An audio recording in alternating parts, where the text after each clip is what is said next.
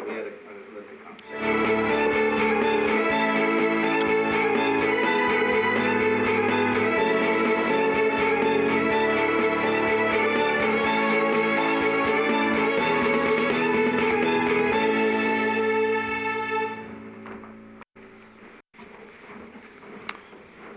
Welcome to this special meeting of the City Council.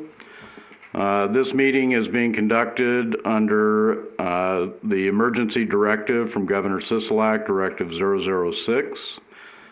Due to that, the public is not able to be in attendance in the council chambers. We will be providing for public comment at the appropriate points during this meeting. You'll be able to call in. The phone number for that will be 702-589-9629. The number again is 702-589-9629. Public comment will be, as we have a standard, of limited to 5 minutes. The public has also had the opportunity to email any information they would like to the city clerk. My understanding is that the form that had been provided was not available for this meeting. Is that correct, Madam City Clerk?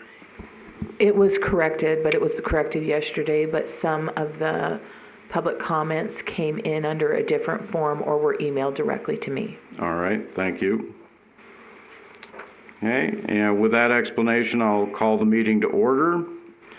And we will move to our first public comment period. Again, anyone wishing to speak in public comment, comments must be restricted to matters on this agenda and are limited to 5 minutes. The phone number again is 702-589-9629. And due to the delay between the video reaching people's computers, we'll give it a minute or so for people to call in if they so wish. Mr. Mayor, I do have a person on the line. All right, go ahead. Yes, good morning, Council. For the record, Fred Volz.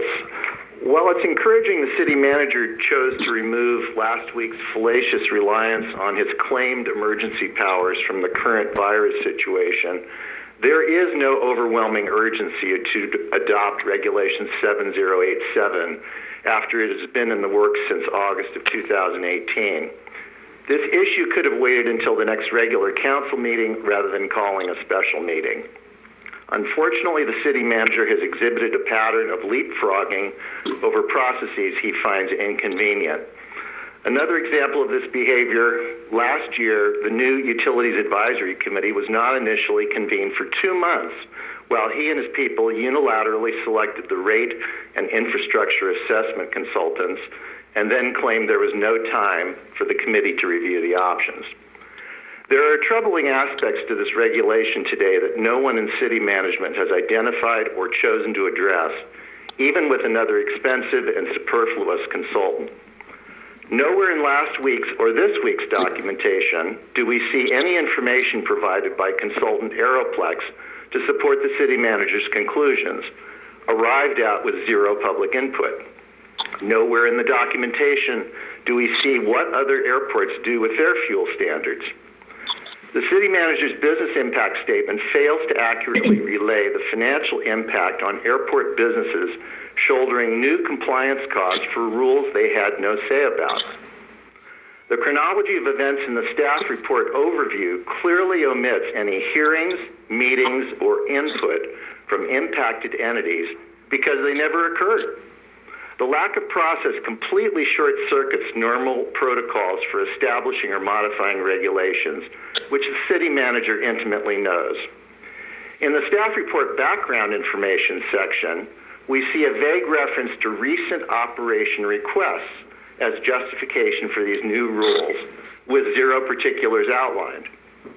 Under the specific areas of concern, we have no narrative explaining the required number of refueling vehicles or how this unstated number was arrived at by city staff. Similarly, how is the quantity of mobilized fuel determined? The city attorney has offered no context or implications about implementing these rules or how they will impact pending or generate potential new litigation. Such context could be presented without impacting any litigation strategies or attorney-client communications, but is absent.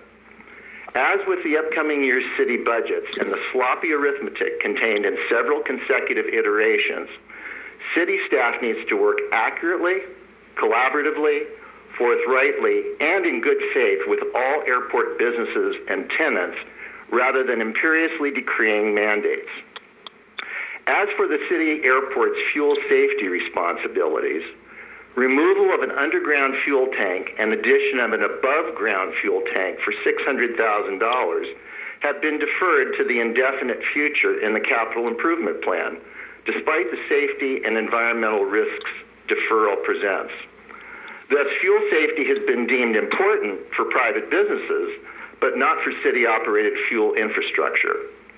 The council would be well advised to again reject this resolution and send the matter back to the city manager for remedial reworking with businesses via the standard regulation creation process. And I would ask that my comments be added verbatim to the official minutes of this meeting. Thank you. Thank you. Do we have another caller? No, sir. Okay. Again, I know that there is somewhat of a delay on this internet stream.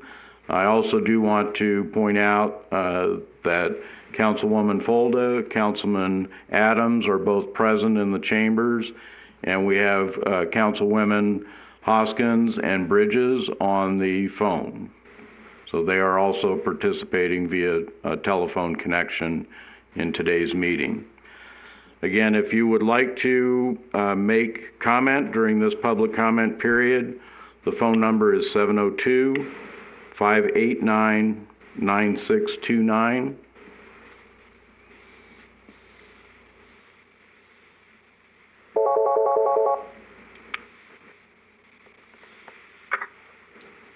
You're next for public comment. Okay. Go ahead. Yeah, hi, this is, thank you, Mr. Mayor and City Council.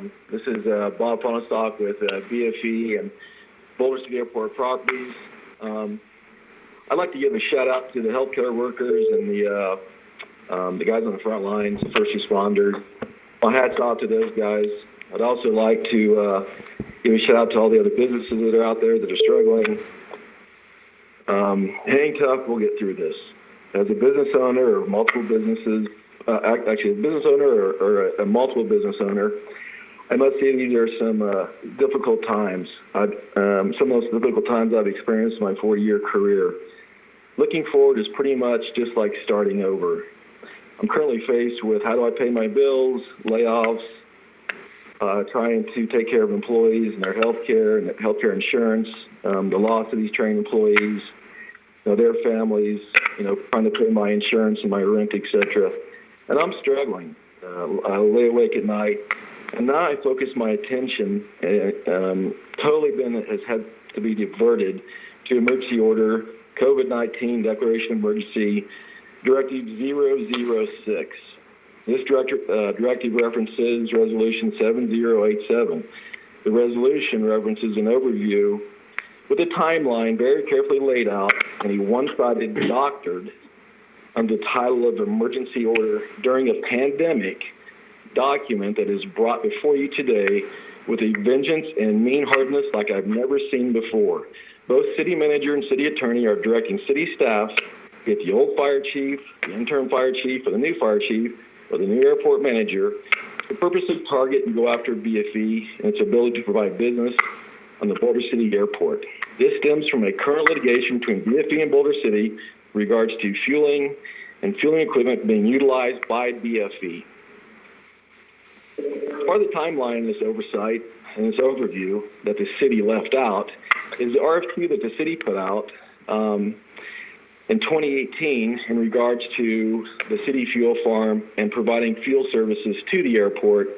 It's also included 4 different refuelers. The city was requesting that the new provider provide the city with these 4 refuelers of 10,000 gallons, 2 at 7,000 gallons, and there was one at 5,000 and one at 1,000 gallons. The city was requesting this in 2018. This RFQ and bid was awarded in August of 2018. And at this time, BFE also started competing with the city of Boulder City. They started selling gas in competition with BFE. I'd like to let the mayor know and the city council know that BFE, we love competition. We look forward to giving the flying public the best service. And if it comes from the city staff, that's great. Anybody that gets to take care of it at the Boulder City Airport that flies in, we'd like to provide them with good service no matter who's providing it. BFE in 2018 started looking at similar vehicles. We found them, we had them manufactured, and we brought them to Boulder City in the summer of 2019. Once they arrived at BFE, we started utilizing this equipment just under a month. The city showed up and shut us down and had us remove the equipment. Let's be clear, the city has been given a document that screams, the city council has been given a document that screams safety. It's an emergency order. I understand that. BFE has currently,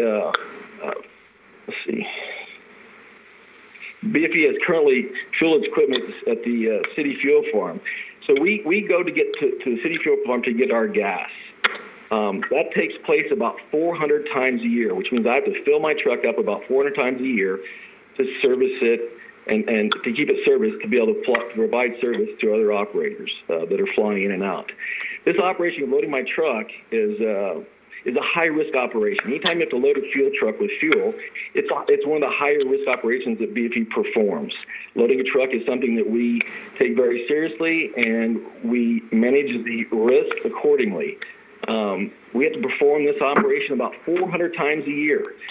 In order to perform this operation, we have to drive our fuel truck down Taxiway Delta to load it at the city fuel farm.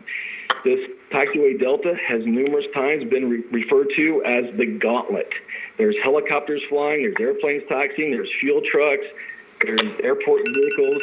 This taxiway is extremely dangerous to drive up and down 400 times. My new truck, I don't have to drive up and down the taxiway at all to service it. Do I need to stop, or is that my time? I would appreciate if you would conclude your remarks. You have, it has been 5 minutes. We'll give you a little more time to conclude. I can't understand how the city's RFQ 1 year requests these large vehicles, and then next year I'm going to court because I have one of those and I'm operating it on the airport. 75% of what's in this document is super important, and I understand the need to get into the details of it and try to get it passed and try to get it implemented. There's no question that that's important, but you can't do that in the way this has been done. There is so many things that affect my business and will make my business almost impossible, with penalties of going to prison, and being fined thousands of dollars if I divert from it. Let's work this through the normal process of approval with good input from the operators. We flow 2 million gallons of gas down there. We just got complimented in March's city council meeting workshop for the airport how great of a job we did. Recently, there was a TFR where... Again, Mr. Fonstock, I'd appreciate it if you would conclude your remarks. Please vote it down. We need to go back through the proper process to get it approved. And I am also ready to work with the city and resolve our differences out of court as soon as the city is ready to work with me. Thank you, Mayor. Appreciate the time of City Council. Have a good day. Thank you. Do we have anyone else on the phone? Okay. Do we have any written comments that have been submitted? Okay. Would you like to read those, please? May I interrupt a moment, please? Councilwoman Hoskins? It doesn't appear that the video is working. I restarted the computer and everything, and it doesn't appear that I'm getting text messages on my home phone that the video isn't working for anyone. That might have Thank to you. do with the browser because we have staff monitoring it and it's at the Smith Center and it is live streaming. You might want to try a different browser.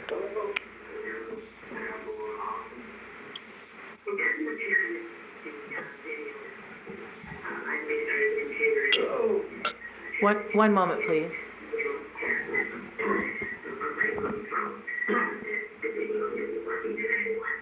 Councilwoman Hoskins, are you able to use different software for accessing the meeting? I will try. But I'm getting a bunch of messages, so evidently everyone's having the same problem there.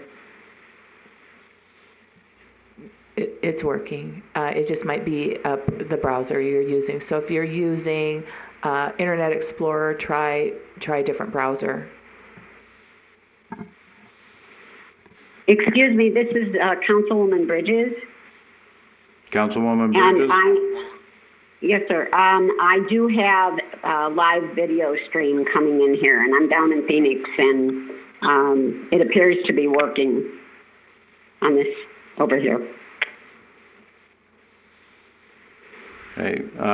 Again, Councilwoman Hoskins is on the phone. Do we have another person for public comment who was called in? Yes. Let's go ahead with that. Mr. Egger? Hello? Yes.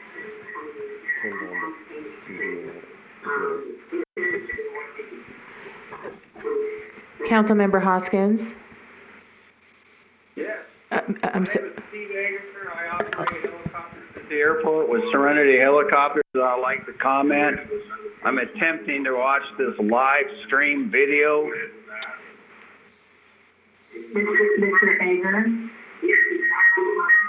Hello? Mr. Egger, I believe you're going to need to turn down the volume on whatever equipment you're streaming this. Yes, let me get away from it. How's And this now? Councilwoman Hoskins, you may also need to mute your phone. Mine is muted. All right, if you'd like to try again, Mr. Eggers. Yes, my name is Steve Egger. I own Serenity Helicopter Tours. We've been doing business at the airport with BFE, the FBO there, for actually next month it'll be 10 years. I have 25 employees, which are now all laid off, and I don't anticipate being back in business if we can survive for at least another year. I have not burned 1 gallon of jet fuel for a month, and I don't anticipate burning another gallon of jet fuel for at least a year. I hope it's sooner. And I find it amazing that I'm on the phone for 5 minutes and we are discussing, and the city council is going to vote on an emergency fuel directive. If this is passed, I have been flying and operating helicopters for 30 years. I have read the emergency directive, and I clearly not sure what it says. There's no way that the mayor, the city council members can understand what's in there. So I find it interesting, and I hope they do, that someone is pushing this it is so important to push this emergency directive with this Mickey Mouse live stream, no public comments, no comments from the Airport Advisory Committee. This smells like dead fish. And I invite the city council members, I invite the mayors, I thank you for your commitment to the city. Everyone that's on the city council and the mayor, you're new at this. I've only been at the airport 10 years, and I tell you what, I'm not impressed. Not impressed at all, and I invite you, all of you, I know you're busy, but come down and take a tour of the airport, of my and the other commercial operators that are now collectively out of business before you make a commitment to this or any other action at this airport. Thank you. Thank you. Do we have another caller? One had attempted to call in, but they're not on the line right now. All right. Okay, if you'd like to go ahead then with the written comments that have been submitted.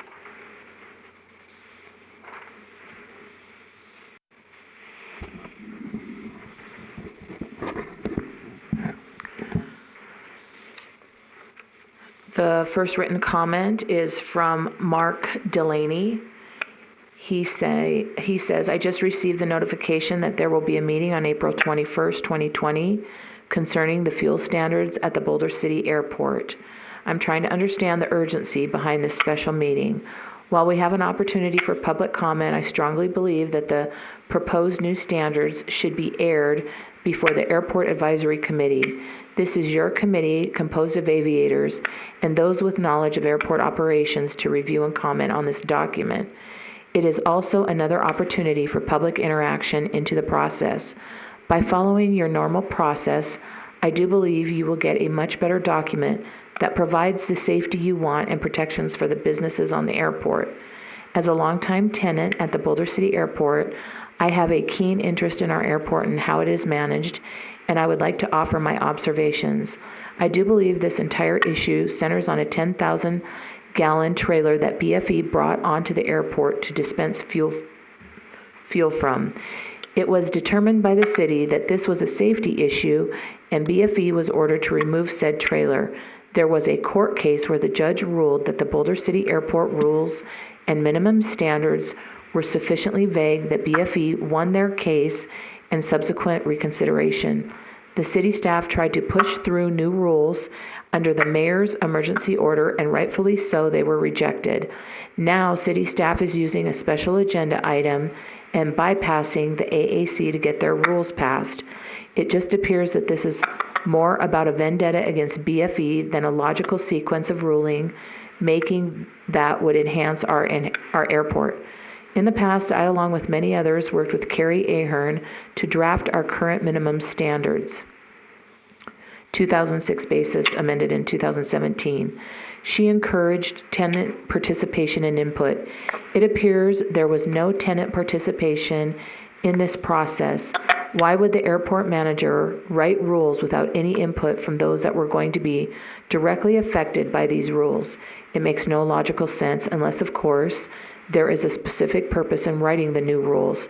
For this very reason, the city would be well served to slow this process down, allow review and input from the AAC prior to a decision being made. After watching the whole process of Resolution 7087 at the last City Council meeting, I know the city manager will plead emergency safety needs of the community as his reasoning for pushing this through. While I readily admit that I am not an expert, I have read reports from knowledgeable folks that the fuel trailer in question actually has better and more modern safety enhancements than our current fixed above-ground tanks. It would make sense to better understand these enhancements from real experts. Again, it appears to me that the city staff does not want fuel concession competition at the airport, and may be the reason they are going through this entire rushed process. If this is the case, there may very well be a FAA grant assurance problem. This is why I implore you to please slow this process down. Ask Mr. Williamson to go back to the drawing board, get tenant input, get technical experts that can provide accurate information, and then allow AAC review and public input. Then you will have the confidence that you are making the best decision possible without possible repercussions. Thank you for your time and consideration. And that is from Mark Daly.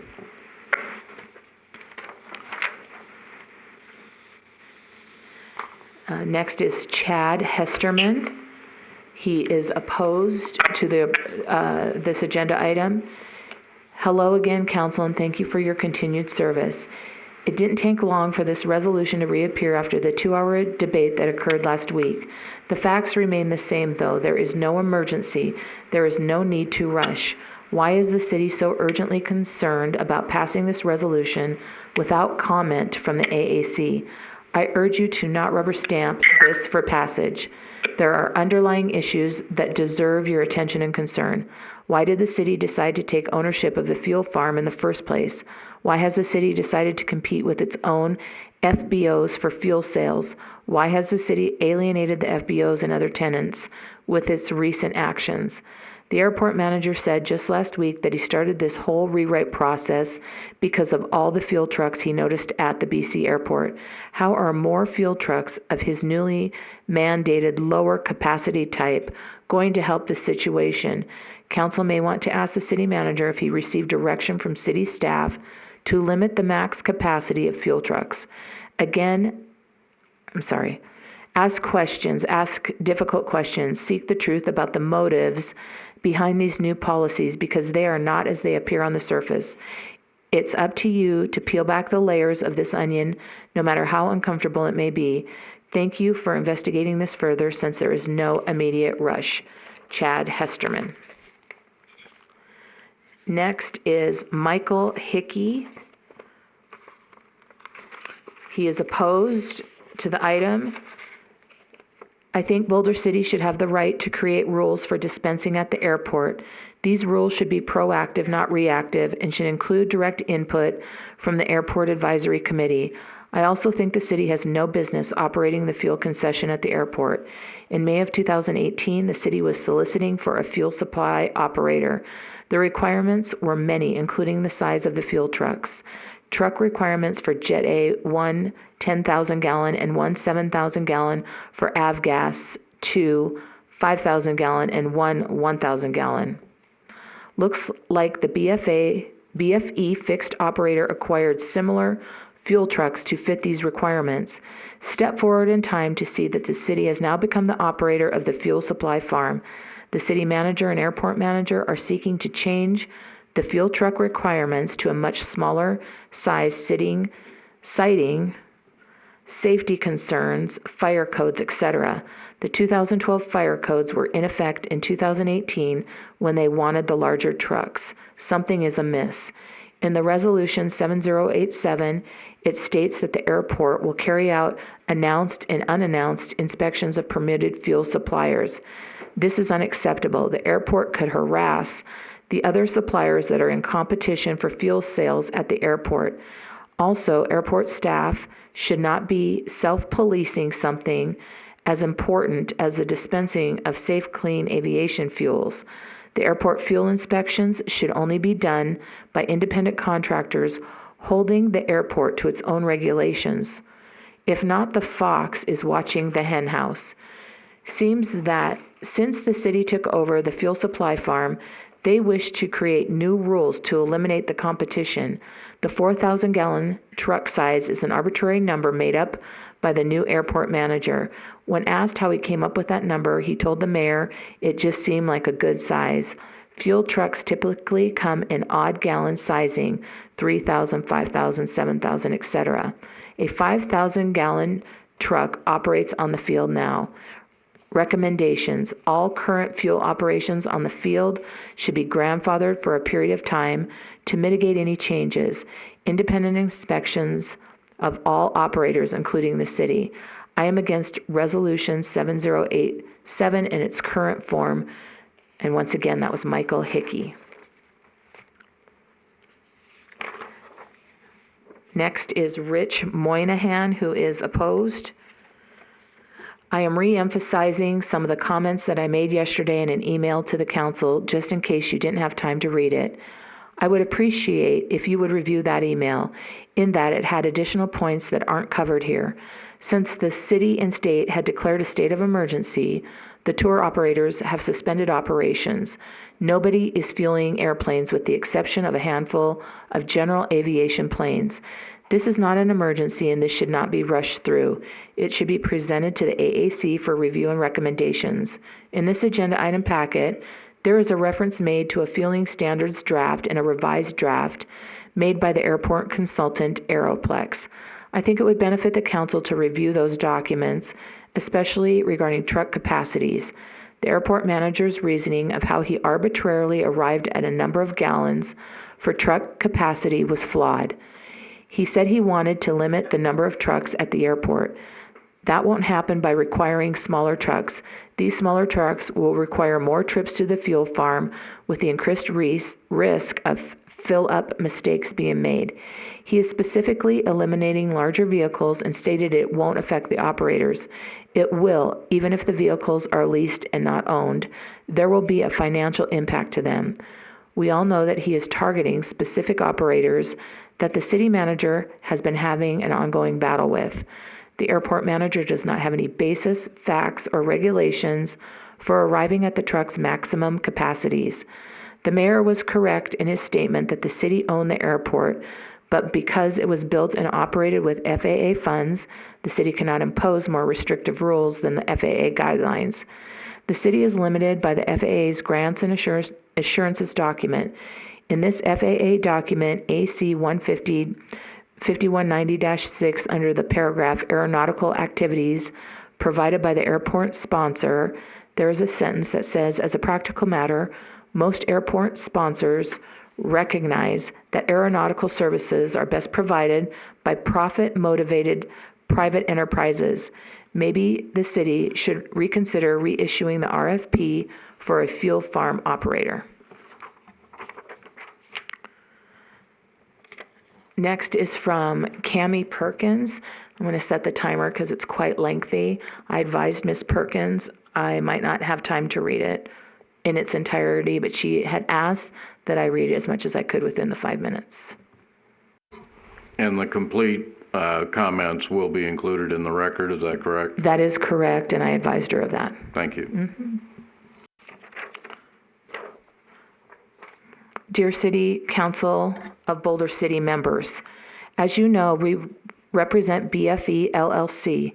In addition to the correspondence submitted on behalf of BFE dated April 13th, 2020, regarding resolution number 7087, which were to be included in the public comments, which are hereby incorporated in their entirety, the following comments are to be included in the public comments with respect to the City Council of Boulder City approving, disproving the Boulder City Municipal Airport Aviation Fuel Dispensing, Handling, and Storage Standards. Please be advised that these are public comments and are being submitted as permitted by applicable law and as outlined in the agenda. These comments are not regarding current litigation between BFE and the City of Boulder City. The proposed airport standards were compiled with zero input from the Airport Advisory Committee, tenants of the airport, or the FAA. Under item A, the city has an airport manager, Willie Williamson, who is supposed to consult with the Airport Advisory Committee. Mr. Williamson stated last week in the meeting that he had not done so. Why? Because the city manager and the city attorney are more concerned with getting the proposed airport standards passed as quickly as possible, regardless of the fact that there is no emergency, because they do not like the fact that they received rulings from the court which specifically allowed BFE to use its fuel trucks, which holds 8,500 gallons of fuel. Respectfully, the city manager and the city attorney have no experience with these types of regulations, and their attempt to implement them in this hasty manner with no consultation with the Airport Advisory Committee is not appropriate. This is precisely why the Airport Advisory Committee exists, and the council should not be rushed into implementing something so quickly without the AAC's input. No one was consulted with the other major tenants at the airport, example Monarch, or any of the other users. Of the 1.9 million gallons of fuel consumed by users at the airport, at the Boulder City Airport, Monarch consumes approximately 1.6 million, and it was not even consulted about the proposed airport standards. To our knowledge, no other tenants are in favor of the proposed airport standards being implemented as is, and in this hasty manner without any consultation with them or any consultation with the AAC. No one consulted with the FAA regarding the proposed airport standards and whether parts of the proposed airport standards violate grant assurances. The FAA has an airport compliance program which ensures that airport sponsors, the city in this case, comply with their federal obligations when they accept federal grant funds. See she describes a website which will be included in the record. The FAA has this program to protect the public's interest and ensure compliance. I contacted the director of the Western Pacific region of the FAA on April 20th, 2020, who confirmed that the city has not contacted it for guidance on the proposed airport standards. While the city is not obligated to ask the FAA for guidance, why wouldn't the city seek the FAA's guidance when the FAA readily provides it? The FAA is happy to provide its input, and obtaining that input would be the responsible thing for the city to obtain, especially in light of the fact that per my correspondence dated April 13, 2020, we believe that portions of the proposed airport standards do violate grant assurances and could expose the city to significant liability, as explained at length in that correspondence. There is simply no reason to not involve the FAA and obtain its guidance other than to hastily implement the proposed airport standards without input from the entities whose input is most appropriate under the circumstances. There is no evidence that limiting fuel truck capacity to 4,000 gallons creates a safer airport. In fact, the city's RFP in 2018 requested that the successful proposer provide one 10,000-gallon Jet A fuel truck, one 7,000-gallon Jet A fuel truck, and two 5,000-gallon Jet A fuel trucks. See Exhibit 1 at page 20, Request for Proposals, Aviation Fuel Provider at the Boulder City Municipal Airport, dated May 2nd, 2018. And that correspondence will also be included in the public record. Why is the city asking for fuel trucks? I'll just finish this paragraph and then discontinue. Why is the city asking for fuel trucks with these capacities in 2018, trucks with 10,000, 7,000, and 5,000 gallon capacities, and 2 years later, based on zero input from the Airport Advisory Committee, wanting to implement standards which would make them illegal?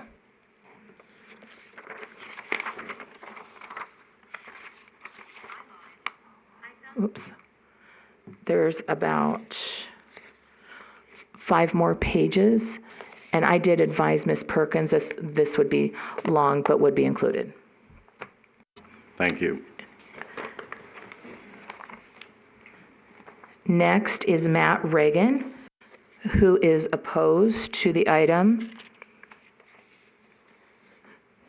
The 4,000 gallon limit does not make any sense. Only 2 years ago, the city put out an RFP requesting the responder would supply 4 fueling vehicles that far exceed the now arbitrary 4,000 gallon limit. The excerpt from page 20 in the Request for Proposals, Aviation Fuel Provider at Boulder City Municipal Airport, dated May 2nd, 2018, and then he provides the link to that public document in our records repository. Refueler Lease Purchase Program, Option 3 only. A, proposer shall complete Attachment H to describe the fuel trucks it proposes to provide to the city. Option 3, for dispensing full-service Jet A and 100 LL avgas at BVU. The city reserves the right to accept or reject any individual truck proposed. At a minimum, proposer shall provide a proposal to lease 1 Jet A, 1 10,000 gallon, 450 GPM, 2 underwing hoses, 1 side mount, 1 front mount, 2 deck hoses. 7,000 gallon, 350 GPM, 1 underwing hose, 2 overwing hoses. 2 5,000 gallon, 350 GPM, 1 underwing hose, 2 overwing hoses, and 2 100 LL avgas. 1 1,000 gallon, 2 overwing hoses. What changed since May 1st, 2018? The city took over the fuel farm. And that concludes the public comment. Thank you. Do we have anyone else on the phone? Okay. I'll go ahead and read the phone number again. If there is anyone wishing to make public comment, that phone number is 702-589-9629. And I had also forgotten to add that in addition to the requirements under Emergency Directive 006, city staff has also provided the ability for the public to view the live stream at the Elaine K. Smith Building. And if there is anyone viewing it from that location, they are also free to call in at this time. That number again is 702-589-9629.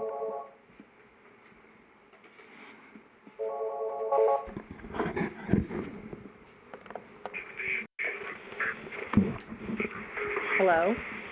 Hello, this is Judy DeShane. I'd like to comment on the public comments. Go ahead. Oh, okay. I want to say I am drastically against this being adopted at this time. The airport, there was a special council airport workshop January of this year, and then the advisory committee had a meeting in February, and at neither of those meetings was this subject brought up at all. So why is the city trying to do this so secretly?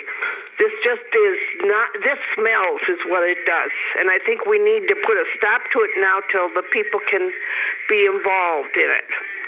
Thank you. This is Mr. Reagan, and his comments were already read. Do you want? Go ahead and bring him on the line, please.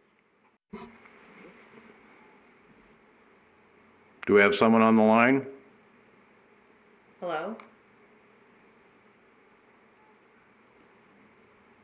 Maybe he hung up.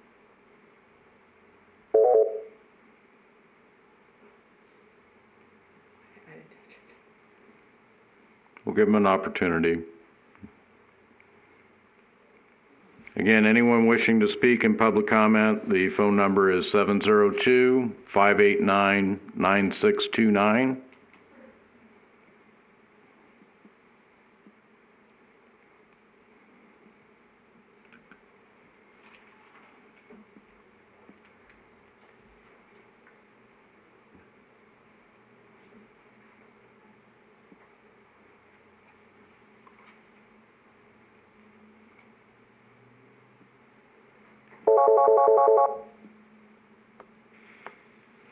Hello? Yeah, this is Matt Reagan. I'd like to speak at the meeting. Mr. Reagan, your public comments have already been read into the record. That provided you with the opportunity to make public comment. We will also have a public comment period at the end of this meeting. However, we don't give the opportunity for two public comments to be made by one individual during this initial public comment period. Oh, okay. Well, thank you very much then for your time. All right, bye-bye. Thank you.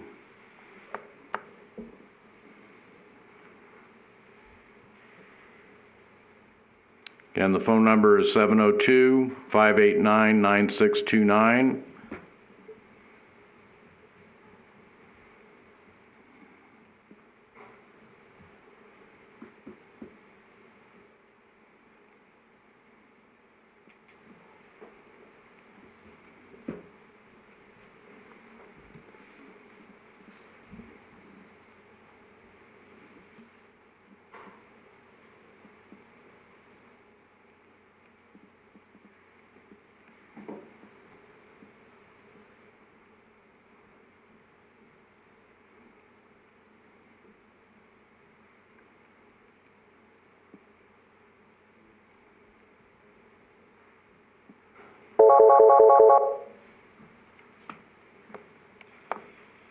Hello, this is public comment.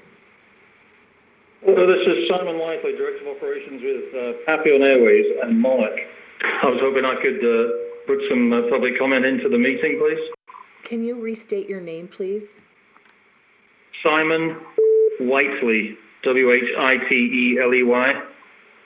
and I'm with Papillon Grand Canyon Airlines. Thank you. Go ahead. Thank you. Just for the record, the name is Simon Whiteley. I work for Papillon Airlines, Papillon Airways, the helicopter company, and also partially represent the Grand Canyon Airlines. Very interesting comments this morning with the meeting, and I would just like to reiterate our concerns. It has been mentioned that Monarch, the company that the umbrella under which we operate, we definitely are the lion's share of jet fuel users on the airport property. Some 1.6 million gallons per year when we are operating under normal circumstances. I'd like to mention that we weren't approached. There was no comments or request for input from the airport manager prior to this proposal being brought forward, nor was it presented to the airport advisory committee, both of which shows a scant regard for the very Excuse me, Mr. Whiteley? Mr. Whiteley? Yes. This is Mayor McManus. Your sound is fading in and out fairly drastically. I don't know if it's an issue on your end or on our end, but if you could try speaking directly into your phone, that may make it clear, because right now you're fading in and out. So again, if you could try speaking directly into your phone, we'll see if that improves. Please continue. Right, very good. Is that a little clearer now? Does that help? Yes. Very good. Sorry, I apologize. Yes, I'd just like to reiterate many of the comments we've already heard this morning, that this proposal is being pushed through far too quickly and with very little consultation of any of the tenants or operators on the airfield. It's been mentioned earlier that Monarch, the company under which we operate, we are the lion's share of consumers of jet fuel on the airport, some 1.6 million gallons annually under normal circumstances.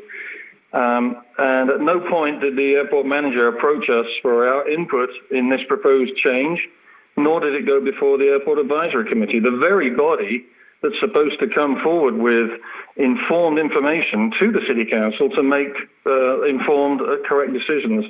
So I just want to reiterate those comments earlier, that this is being pushed through far too quickly, and far more diligence needs to be afforded to it to ensure that the council makes the correct decision. Thank you for your time. Appreciate it, sir. Thank you.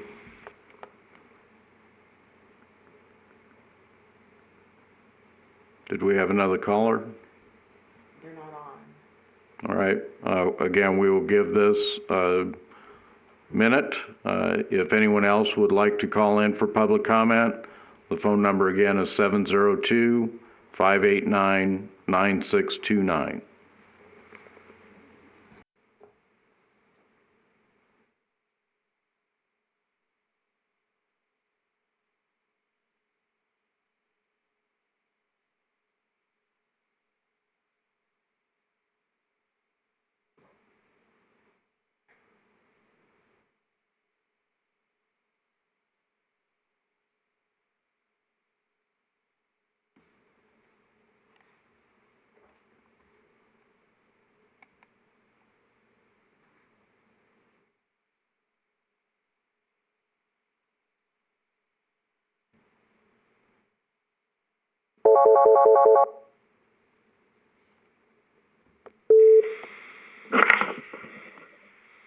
Hello, you're on public comment. Hello, my name is Jeff Shutt.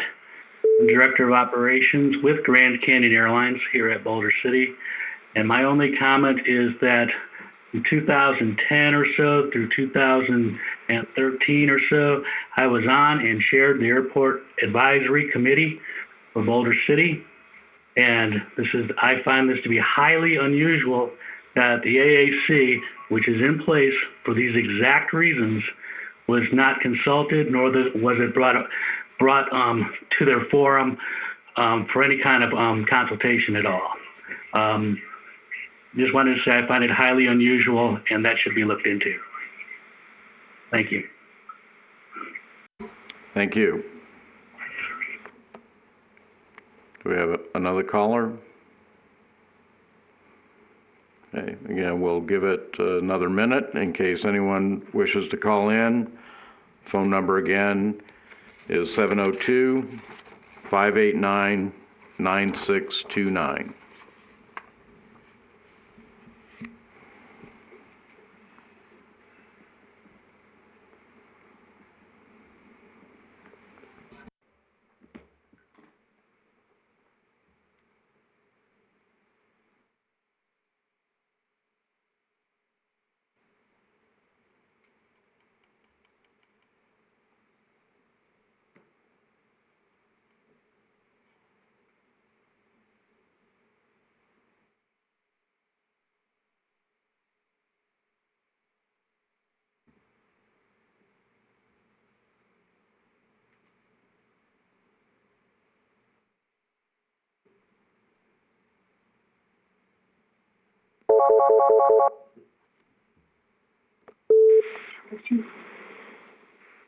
Hello.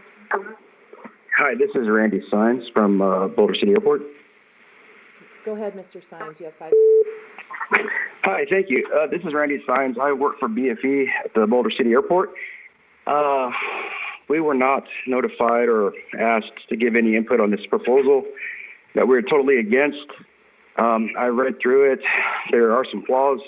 There are some arbitrary numbers that I don't think should apply to the situation. Safety is paramount to us, and taking all this into account, we don't see an issue with the way things are, and we do see an issue with what's proposed. What I do see a major issue with is the additional expense to be in compliance for some of the items. Obviously, those items with additional expense will be added to the cost of fuel and ultimately pass to the consumer. So this does affect the FBOs as well as the consumers. So, we try and stay as competitive as possible with the other airports in the area, but them being subsidized with county tax funds, obviously they have a bigger pool to pull from than we do. So I would just like to say we're opposed to it for cost, and also there's just a bunch of unnecessary compliance, which are already established and being monitored as is. So thank you for your time. Thank you. Anyone else on the line? All right. We will give it another minute. The phone number to call is 702-589-9629.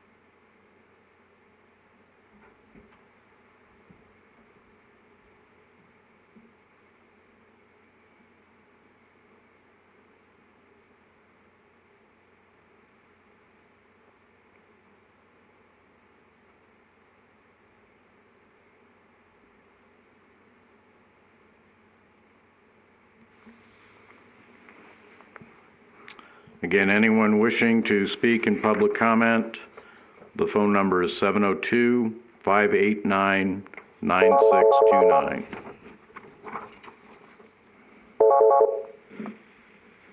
Public comment. Hi, this is Kurt Goodfellow. Mr. Goodfellow, you have 5 minutes. Thank you.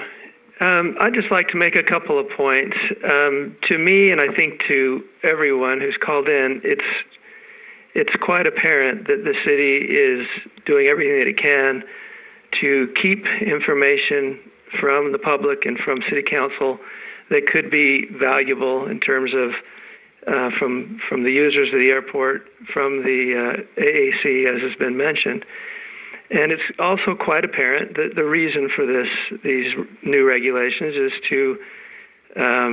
it's because they feel like Mr. Fonstock has done something wrong or something illegal by putting his larger fuel trailers in, with or without permits, whatever it is that he's done. And I'm not arguing that, but what I do say is, if Bob's done wrong, then let the courts worry about that. Why have this essentially emergency meeting and have all this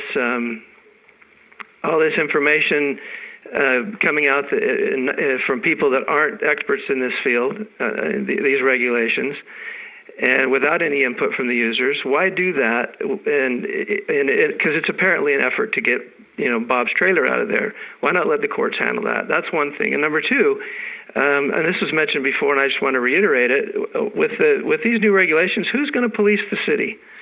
Who's going to make sure that the city is complying with its own rules? I mean, we had the spill just last week under the city's watch, and it was a pretty good fuel spill. It could have been dangerous. And from what I understand, that was just due to an overflow tank not being checked by city personnel.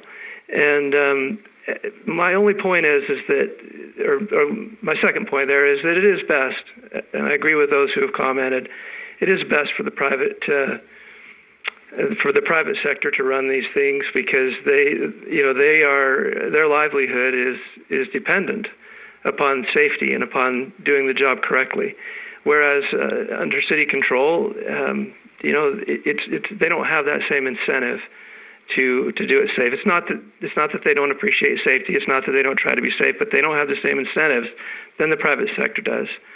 Anyway, thank you for listening. That's all I have. Thank you. Anyone else on the line? All right. We will again give time for anyone wishing to call in. The phone number is 702-589-9629.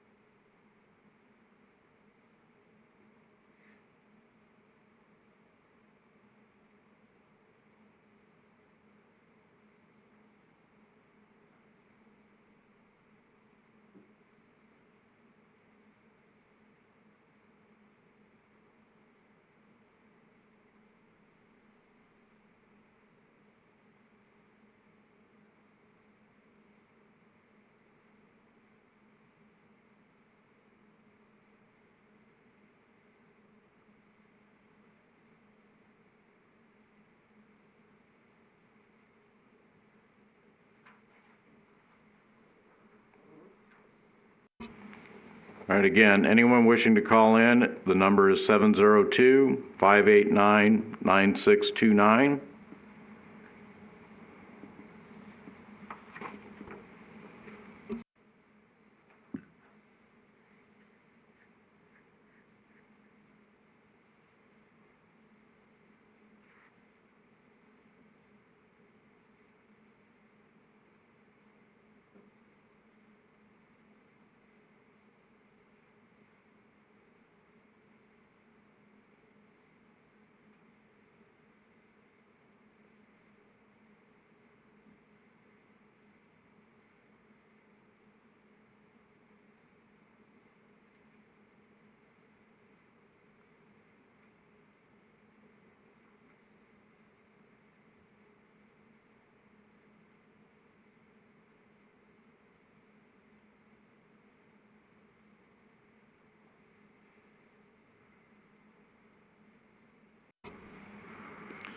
All right, hearing no others then, we will close the initial public comment period.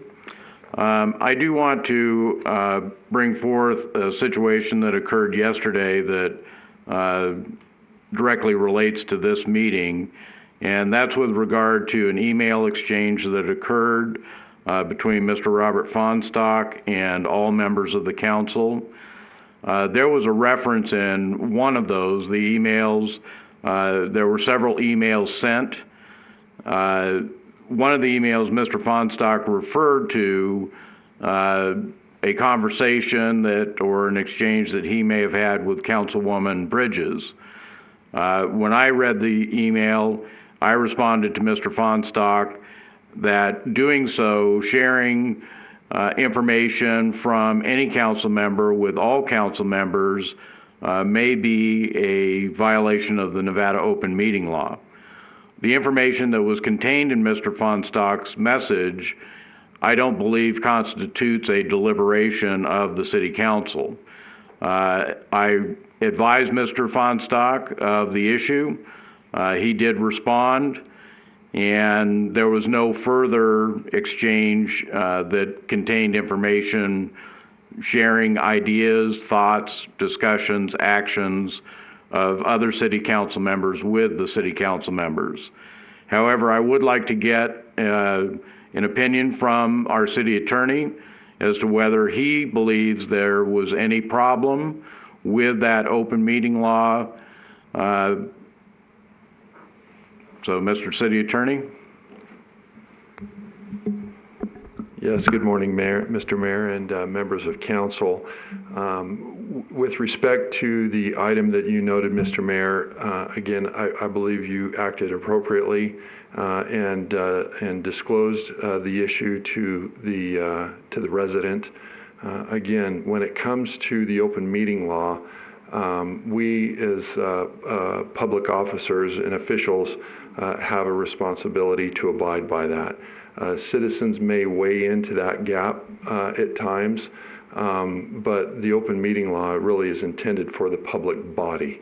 And so if a citizen were to send something out to all of the members of council, it's the responsibility of council to act in accordance with the open meeting law. And Mr. Mayor, I believe you have in this instance in making that disclosure. And I don't believe that anything that was done there was a violation of the open meeting law on behalf of the council because of the very precautions that you took, Mr. Mayor. So that would be my opinion. Thank you. Are there any other members of council that would like to comment on that particular issue?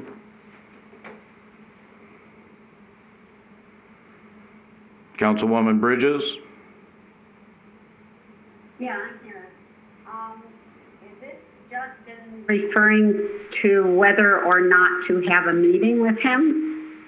No, it's whether the exchange that occurred could have presented any violation of the Nevada open meeting law. I don't believe so. I thought the only communication had to do with whether or not to meet with him and the attorney, and then saying that I had other issues and could not and would not meet with them, that I had been it is not advised. It was suggested it was probably not a good idea since this is there is a situation of litigation involved.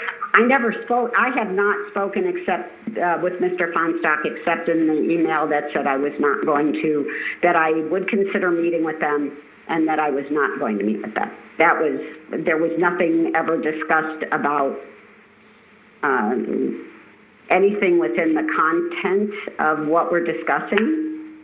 It was just whether or not to have meet with them yesterday, prior to today's council meeting. Thank you. Councilwoman Hoskins? No comment. Thank you. All right, Mr. City Attorney, I appreciate your input on that. Again, this meeting is to consider resolution number 7087. Mr. Williamson, I believe you have a presentation. Well, sir, thank you, Mr. Mayor, City Council members. You know, we were here a week ago and discussed this, and this document is spells out and expands on information that's already contained in the present minimum standards. There is some added language with regards to the fuel truck capacities and whatnot. And the one thing I'd like to mention about the fuel truck capacities is right now, the total capacity on fuel truck capacity on the airport is 18,200 gallons. And that's spread amongst 15 trucks. There's one truck that exceeds 4,000 gallons. I previously thought it was 3,800 gallons, but that's beside the point. It holds 5,000 gallons. The remaining 14 trucks are less than 4,000 gallons. So the reality of it is that I'm not reducing the capacity of the trucks overall. It affects one. The idea is that we end up with less fuel vehicles parked all over the airport. And right now, the majority of the operators are going to the fuel farm and gassing up, roughly once a day, maybe once every other day. And this is when we have operations going on. Okay, so I'm going to take us out of the COVID debacle that kind of shortened our operations. Anyway, on a normal day, there's not much of any difference in what anybody's going to be doing out there. It's not going to affect the general aviation people at all, no matter what we do. So everything's still the same with them. A couple things that I would like to point out is, questions about FAA and whatnot. The FAA doesn't tell us what to do for everything. They give general guidelines, and in some cases pretty specific guidelines, and then they have regulations. But they encourage us, the city, the airport, to develop our own minimum standards and our own standards for activity on the airport to ensure safety and to ensure mobility on the airport. And that's what the minimum standards do, the rules and minimum standards. And like I say, this one basically pulls out some information. It was mentioned that, it's very dangerous to be fueling trucks and also to be fueling aircraft.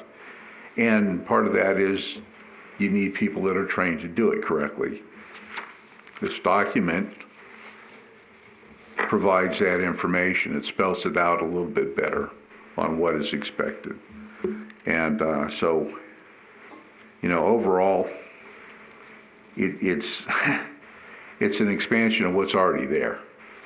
It's not a draconian document.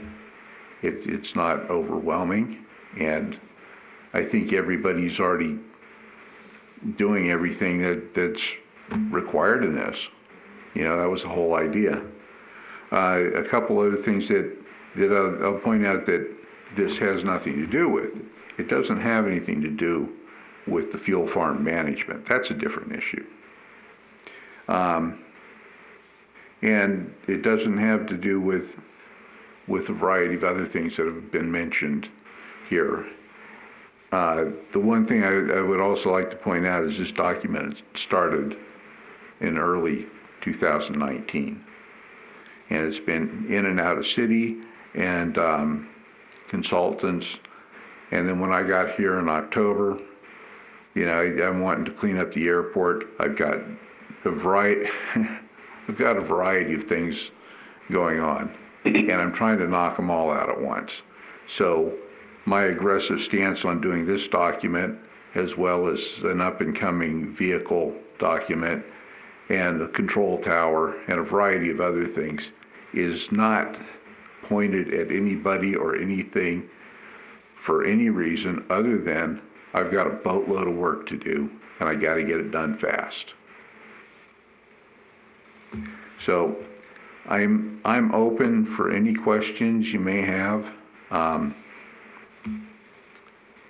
don't know how else to put this. It's not directed at anything other than trying to make the airport safe and make sure that when we have operations going on, we don't endanger 225,000 people, or any portion of that plane on that airport every year. So, happy to answer any questions you may have. Thank you. Councilman Adams? Yes, there were a number of questions about how that 4,000 gallon number was reached. I know you talked about it a little bit last week, but could you go over how we got to that number versus any of the others? Okay, so what I did was I thought about this, and I'm like, we've got to reduce the number of vehicles, and I need to reduce the amount of fuel that's floating around out there. Maybe that happens, maybe that doesn't. But I'm trying to overall get everything down. So I go in and I look at it, and I looked at the average fuel consumptions. Papillon, their big year, they averaged 2,200 or 2,000 gallons a year. I've got it written down here. Yeah, 2,100 gallons a day. Grand Canyon and BCAS, top year was 1,500 gallons a day, and BFE's top daily was 1,300 gallons. Okay, so then I looked at that and I went, well, that's not going to be enough. That's going to be restrictive on the businesses.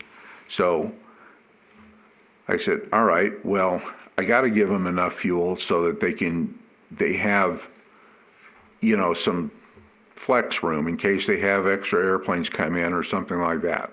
Or if they just burn too much fuel, they have to sit in a holding pen, whatever.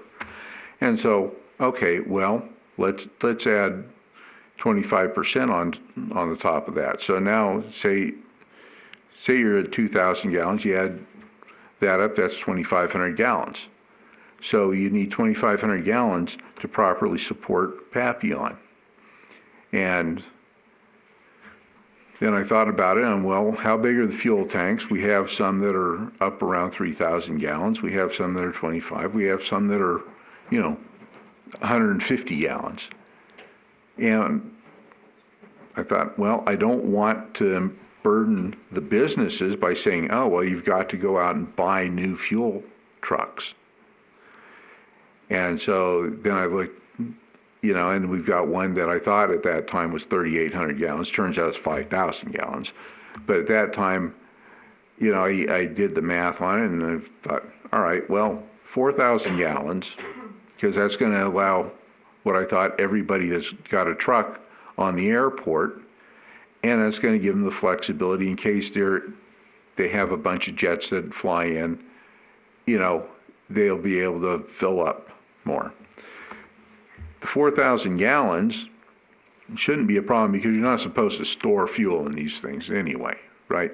So the idea is that you go to the fuel farm in the morning, as a business, you'd know pretty much how much fuel you're going to be pumping.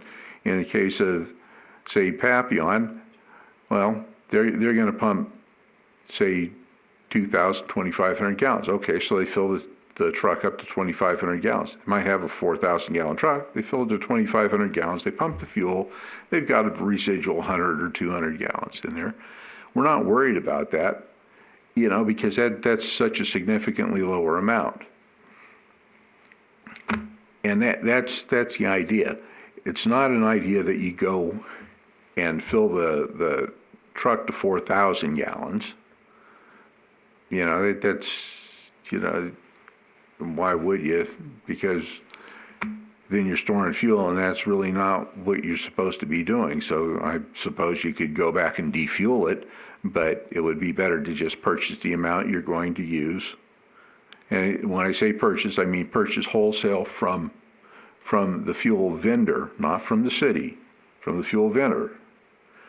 And then, resell it or pump it in your own aircraft.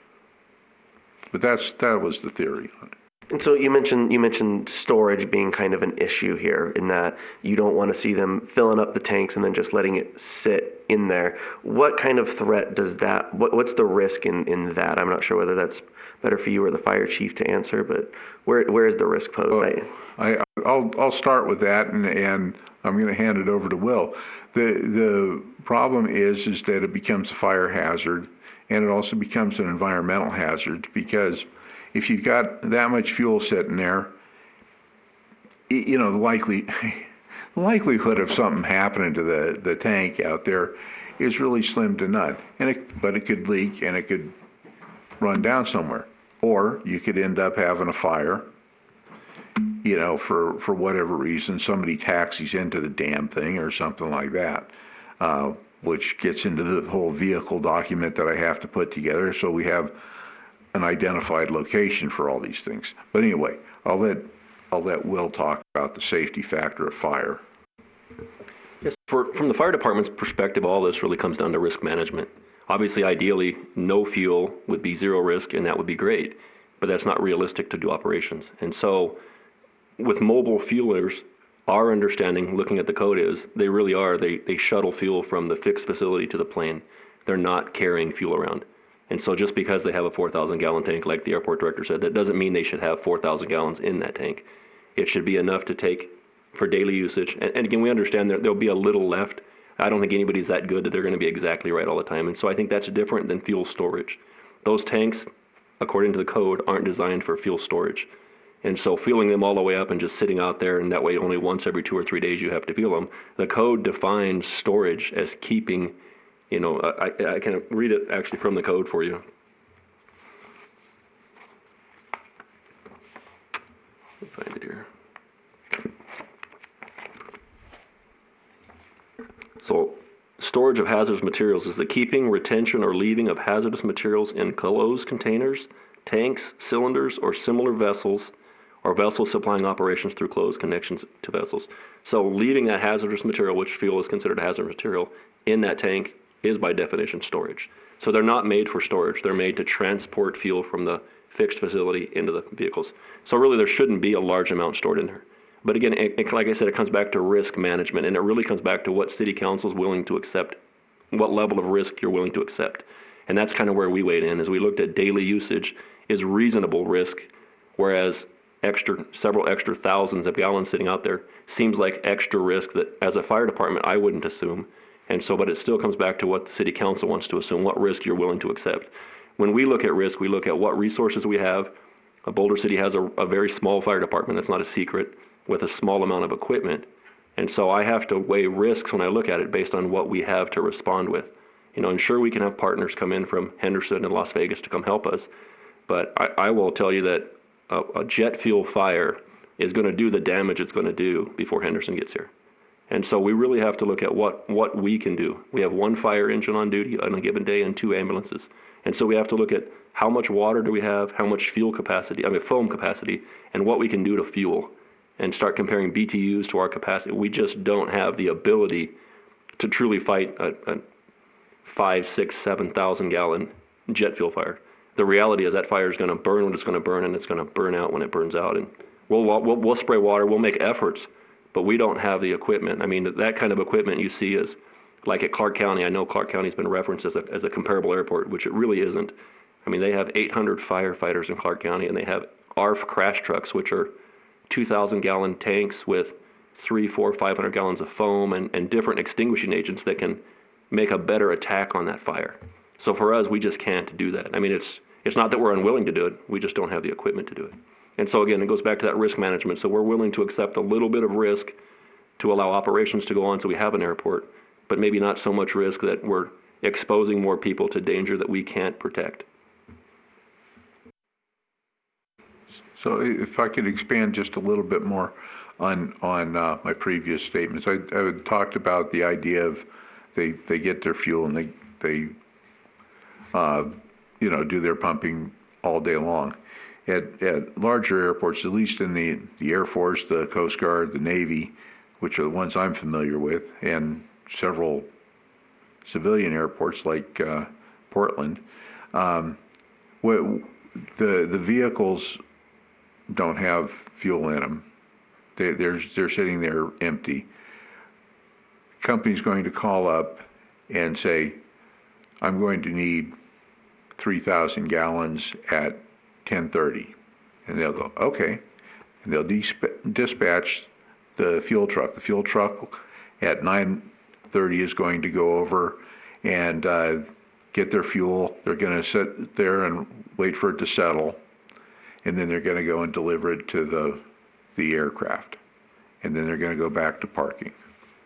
And so the concept is pretty much the same, but it's a little bit different because we're gassing multiple small helicopters and that type of thing. So. And then there were a couple of references in public comment regarding an RFP in the past requesting tankers that are 10,000, 7,000, 5,000 were some of the numbers that were mentioned. Can you, I guess, I'm not sure if you have any answers or response to that, if I'm understanding what the concern. I'm going to go ahead and take that question unless Mr. Bryce is coming in. Is he coming? Bryce Bolt.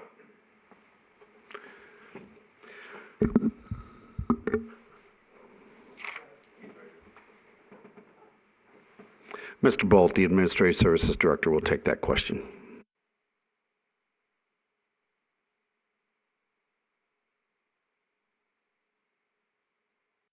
So I guess to repeat my question, there were a couple of public comments asking about an RFP in 2018, looking for tankers, 10,000, 7,000, 5,000 gallons. I was curious if you had any insight into that request, if that differs from what we're talking about now, or if that would actually not be in accordance with what we're looking at now. All right, Bryce Bolt, Administrative Services. And actually, I do have some insight that I gained from speaking with Jennifer Lopez, former airport manager, who in part put that RFP together. Got to catch my breath. It's a heck of a delay. You're right, Mayor. It's over a minute, I believe. Okay. And I asked specifically about that, looked at figure 2, I think it was, and she said that was there to make sure the proposer had such vehicles in the case of an emergency such as fuel farm shuts down completely, and we need to have some fuel out there to keep it going.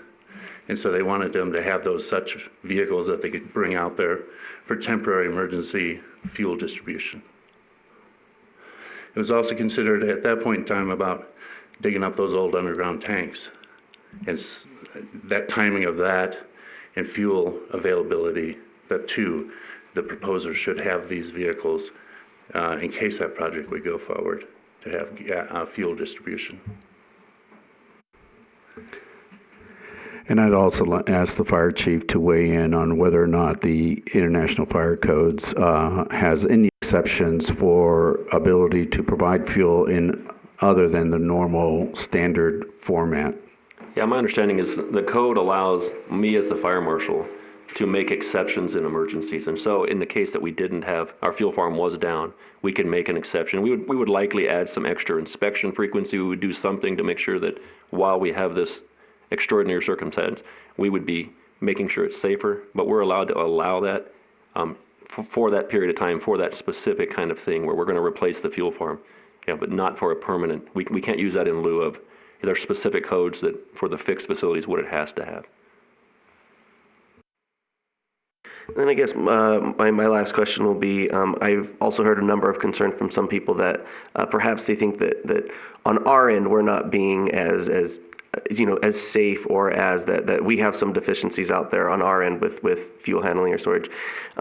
If there are any of those going on, with one of the concerns being, how do we police ourselves? How do we ensure that we ourselves are following our own guidelines and standards? Because that's obviously important. So how do we go about ensuring that if there are deficiencies, we shore those up? And how do we make sure that we maintain good standing with them? So we have a variety of inspections and third parties that come in and do look at our book work and what we do. And actually, Marissa is probably better at answering that question than me because she's got more experience with this fuel farm.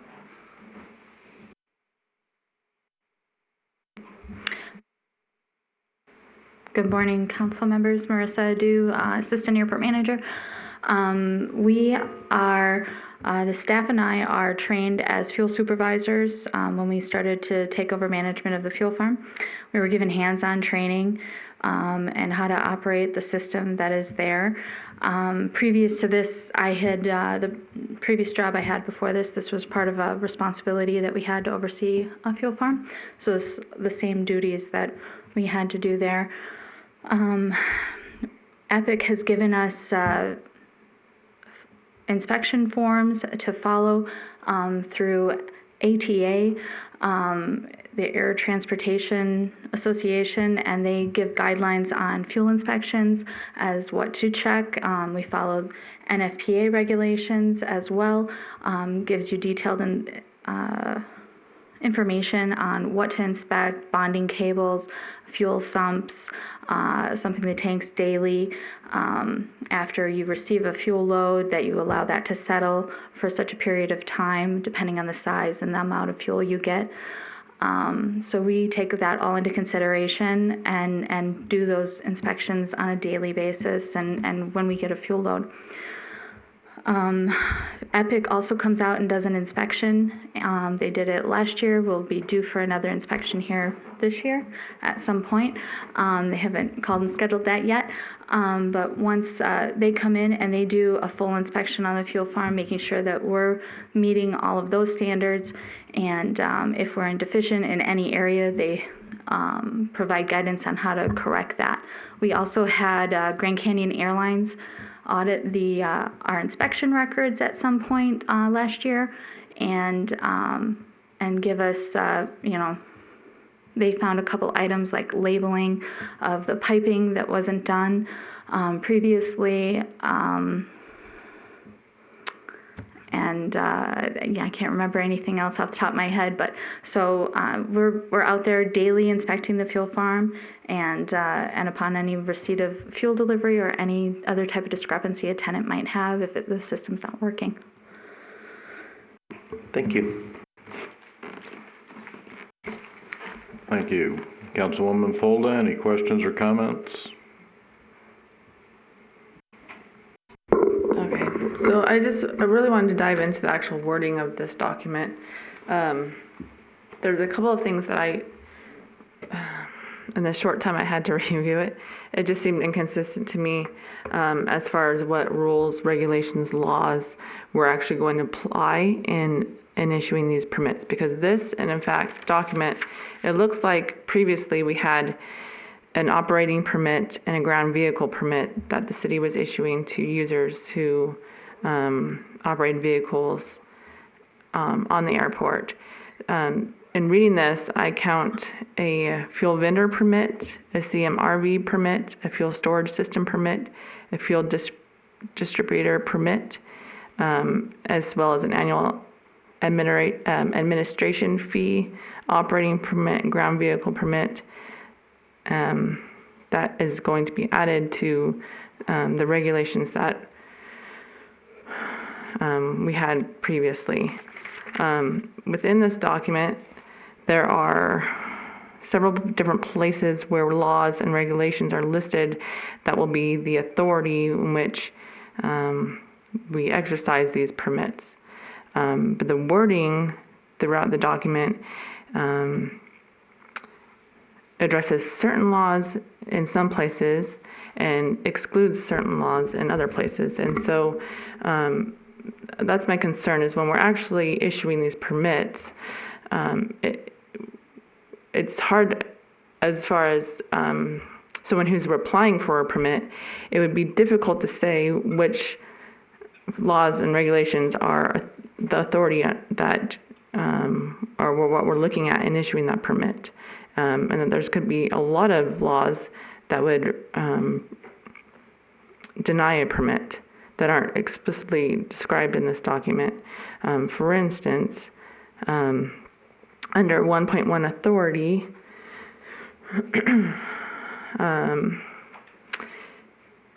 it says that the airport management shall oversee all airport operations consistent with these regulations, standards, and those of the FFA and the laws of the state of Nevada, along with all local and city ordinances and resolutions.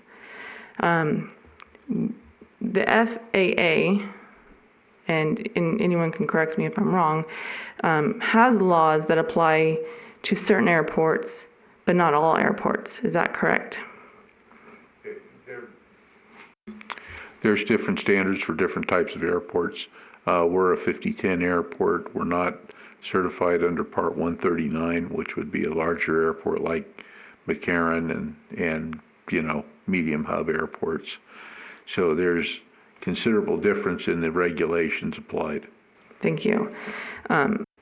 And under that, as we are not Part 139 airport, there's certain regulations that we're adopting in here that do apply to Part 139 airports. And that's where my concern is that when we say we're going to follow all FAA regulations, there are some that not necessarily apply to us unless we adopt them. And under this document, we are applying some of those regulations that wouldn't necessarily be an obligation to our airport. And so there's that inconsistency. Throughout this document, there's another standard. So under authority, it says we're going to do FFA regulations, state law, local and city ordinances. Further down, under 1.4, we're required, it says, to conform to all now federal, so that will include other things like the International Fire Code. There's some other fire codes that FAA follows, so that would be included into that standard. State, county, and sponsor requirements and fire codes pertain to the safe storage and handling of fuel. So in the discrepancy of which storage and handling fuel are we using? Because within the fire code, there are handling of fire and fuel that applies to a building permit or a construction permit. And then there's handling of fuel that deals with specifically airports within the International Fire Code. So that's my concern in here, is that there's some standards that are being stated that we're following. There's an advisory circular that we're going to be following from the FAA. And their standards for fuel servicing under the NFPA 407, which is another FAA standard they follow under the National Fire Protection Association. So what I'm trying to get at is that in issuing a permit, there's a lot of codes that may or not pertain to our airport. And throughout this document, it doesn't specify which ones we're going to adopt and which ones we're not, because throughout the document, in 7 different places, it states different standards. Some include specifically all federal law, or other words, just say only FAA law. And so I just have a concern with the consistency in that. The other question I had is under authority.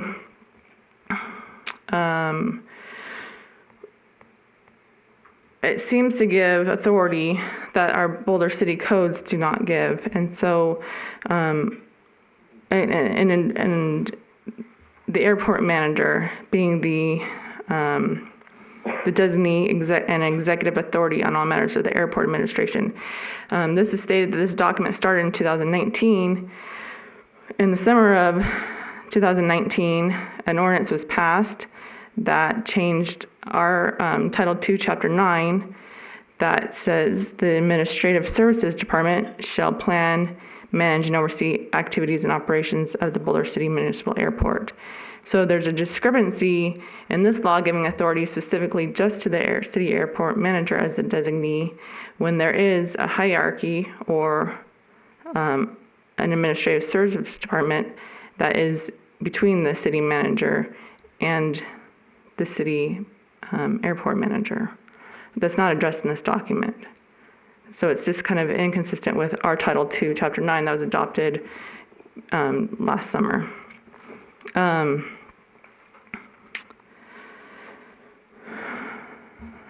I also have a concern that this requires a 90-day clause that these standards need to be complied with within 90 days, especially during the timing right now. Most of the businesses at the Boulder City Airport are shut down. They're not in operation, and to require them within 90 days to get all the training and permits and things that they need when we're not operating normally, I think is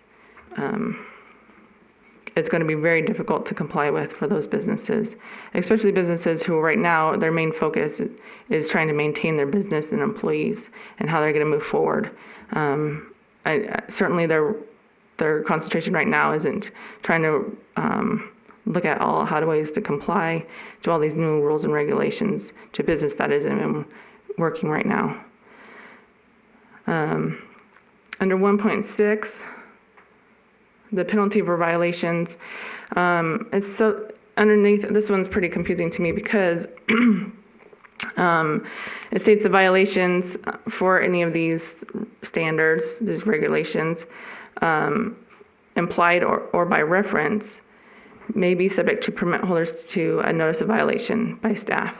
So it gives an opportunity for us to give them a notice so that they can fix the unsafe or improper use within 3 business days.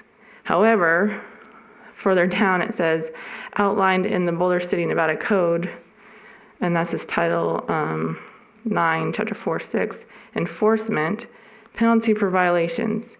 Any person violating any of the provisions of this chapter, which is actually Chapter 4 of our code, not this chapter, meaning the regulations in this paper, shall be deemed guilty of separate offense for each and every day or portion thereof during which any violation of any of the provisions of this chapter is committed, continued, or permitted, and upon conviction of any violation, such person shall be punished by a fine of not more than $1,000 or imprisonment for not more than 6 months, or by both such fine and imprisonment. So I think that's referencing a different chapter, which is our city codes. So to have it under here as a penalty for violations under this regulation, I think is referring to the wrong penalty. 2.12, I had a question on this one. It says, under certified mobile refueler vehicles, or CMRV permit, this permit is required for each mobile refueling vehicle owned, leased, and operated by a fuel vendor and operations permit holder. I believe the word and should be or, because you can own and not also have to lease a fuel vendor operations permit holder. The difference would be that an owner or a leaser that operates a fuel vendor permit would get a permit for a certified mobile refueler vehicle. Again, 2.21, the fueling agent training. These laws differ from what's listed under 1.1. Under 2.31, it refers to the glossary, which references all laws, codes, regulations that could be out there. I also have a question about 2.34 as far as inspections. This shall give announced and unannounced inspections. My question on that is that individual leaseholders may have provisions under their lease which requires a provision under inspections that they be announced and or made by appointment. So to say that we're doing unannounced inspections of fuel storage sites, I'm not sure if that would comply with all the leases that we have out there. That's just a question. I'm not sure if that's out there or not, but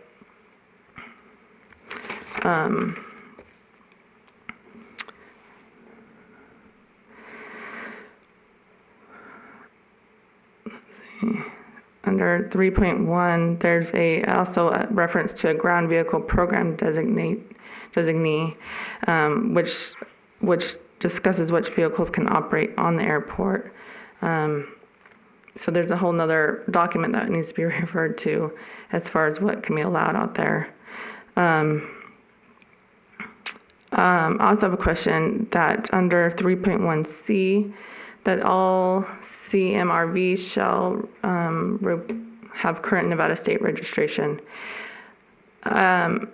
Is it sometimes, I was told that sometimes either power line, fire, wildlife, whatever have you, operators do at times come to the airport with their own truck. And would those trucks necessarily be registered under Nevada, or would they have some other federal or state registration that they would have? Those vehicles are not necessarily stored on the airport on a continuous basis. But to enter the airport, would they need a CMRV permit under this new regulation? Well, I am the one that's supposed to be in charge of all that, and naturally I would have the ability to make exception on a case-by-case basis if it's absolutely necessary. This is like saying, well, you're driving an out-of-state car, can you drive it in Nevada? It's the same thing. Right, so that's what my question, when we have specific language that says that you have to have a current Nevada state regulation, not a state or, a registered vehicle, when it gets into, specific language like that, and not provide for an exception or a case-by-case clause, that's my concern. So perhaps if I can just jump in and say that when you have a transporter, a vehicle designed to take it from a permanent storage fuel facility to a other permanent storage fuel facility on another airport, as an example in this particular case, as you're bringing up, council member, is those trucks are designed to go onto airports. They're designed, and the driver has to be certified. They're designed to drive on the highways, and they're designed for that very purpose, to transport and deliver fuel from the major fuel farm that McCarran, in this example, operates, and then deliver that fuel to the airport. In this instance, that fuel provider happens to be our contractor. When they come on to the airfield, they are escorted on, they deliver the fuel, and then they are escorted off. And I just want to make sure I verify that with the airport manager. That's in fact what goes on. And then, yes. Right, and this regulation provides for that under a different section, 5.1, when there's someone coming and fueling our tanks, and that it provides for them to have an out-of-state documentation. However, for the CMRV, which is I'm asking about, it specifically says Nevada state registration under 3.1. So the 3.1, in other words, states specifically that CMRVs shall meet Nevada state requirements and registration prior to approval. Right. However, under 5.1, it says that it provides for out-of-state documentation to be allowed.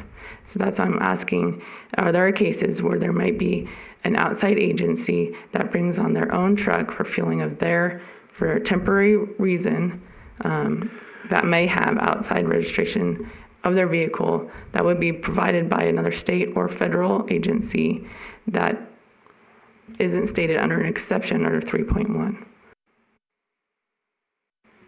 So two things. This is designed for the vehicles that are on the airport on a continuous basis. Okay. The other thing is that if there's a registration that supersedes Nevada registration, nationally we're going to recognize that. Federal government has vehicles that have their own registration, and certainly we are going to allow the federal government to operate as necessary on the airport. However, they still have to follow the rules on the airport. Right. That's what I'm just stating, is that there's no exception clause. Normally when you state something, someone shall meet these requirements, if there's an exception, you would have an exception clause, which I haven't found under here. That's what I'm stating. If I may just jump in. You're correct. You normally would see an exception clause as far as what the activity is specifically that is being addressed in that particular section. In terms of a fuel provider that is transporting fuel from another area into and delivering fuel onto your airfield for the purposes of filling up the storage tank, that is not the intent and purposes of these particular rules as it's described. So these trucks do not come in and stay on our airport. They come in, they deliver the fuel, and they leave. Right, and I think you're thinking of a different thing than I'm stating right now, City Manager. That I'm stating that there are times when other agencies, whether they're wildlife users, power, fire, that have their own vehicle that accompany them temporarily if they come through the airport. Not someone that comes in and fuels a storage tank and then leaves. I'm talking about other users that may have a truck. Hi, Marissa Do. Letter K in that same section provides for the airport manager has sole discretion to at any time approve or disapprove any or all CMRVs, trucks, equipment operating on the airport.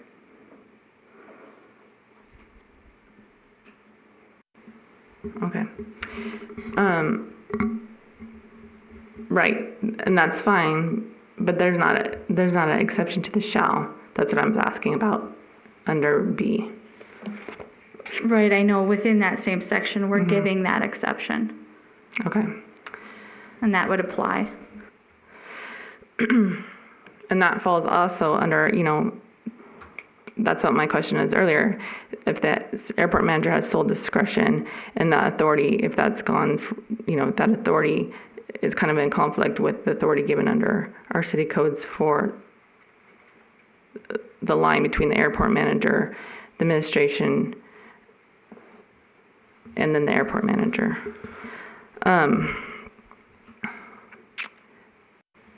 If I may, my authority is delegated to me. From who? From the administrative officer, from the city manager. Right. That's what I'm saying. The statements between the designation is inconsistent in this document versus our city code. Okay, this is an expansion of existing minimum standards. Okay. And if you're not going to have me as the person that's responsible for the airport, who are you going to have? Right, and that's what my question is, because under our Boulder City codes, it gives the plan, management, and overseeing of activities and operations of the Boulder City Airport to the Administrative Services Department. And that was done, as you are aware, because of the change in that. But ultimately, that hasn't been changed, that's what I'm saying. The functional responsibility for the oversight of the day-to-day operations of the airport still remain with the airport manager. He gets general oversight by the Administrative Services Director as it relates to, anything that the airport manager needs assistance with in navigating whatever administrative issues or any other issues that he's dealing with. Much like in the charter, quite honestly, council member, is all operations of the city fall under the purview of the city manager. I do not personally operate everything in this city. I have a host of subject matter experts that I rely on to do that. So in this instance, much the same way, is the airport manager is the subject matter expert. We delegate those responsibilities and authorities for him to be able to execute those, and in so much as any assistance that he needs either from his director or from the city manager or ultimately from the city council, we bring those items forward to the appropriate level. I would just like to say, and again, I don't mean to interpret Councilwoman Folda's remarks, but I believe what she's trying to point out is that there are inconsistencies between these fuel standards and what is currently in our city code. I believe that that's a fairly simple matter to address. I don't believe that people are questioning other authority. I think she's simply pointing out that there is a difference between what's in this document and what's in the existing city code. So I don't know that we need to do more than take note of the issues, the discrepancies that Councilwoman Folda has brought up, and consider making the appropriate changes in the city code. With regard to putting a clause into anything that says sole discretion is at any individual's discretion, I'm troubled by that.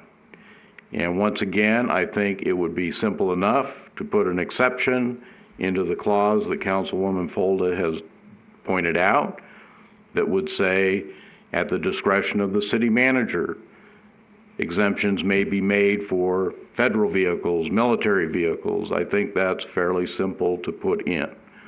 If you're going to word something the way it's worded, where you're saying shall, then if there is a foreseeable exception, that should be included.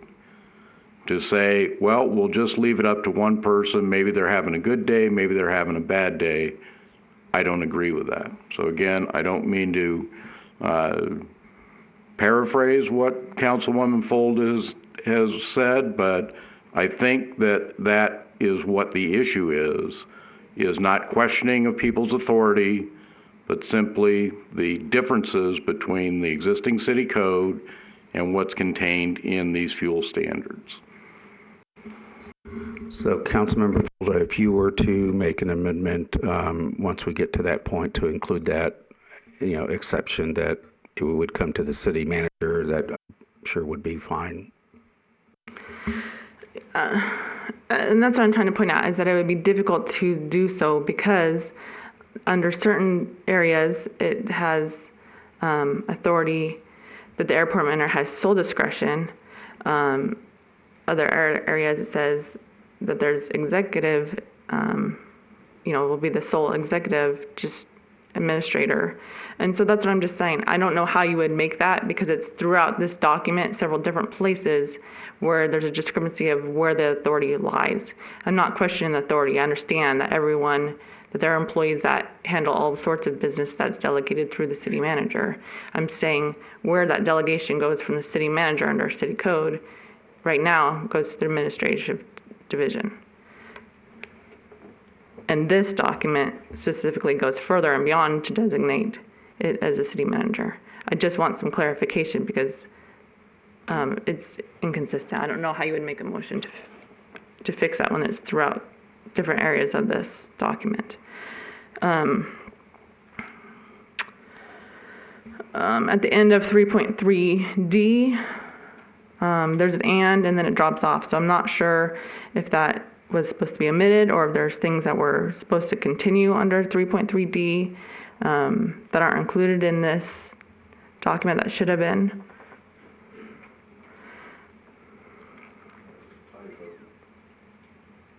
Okay.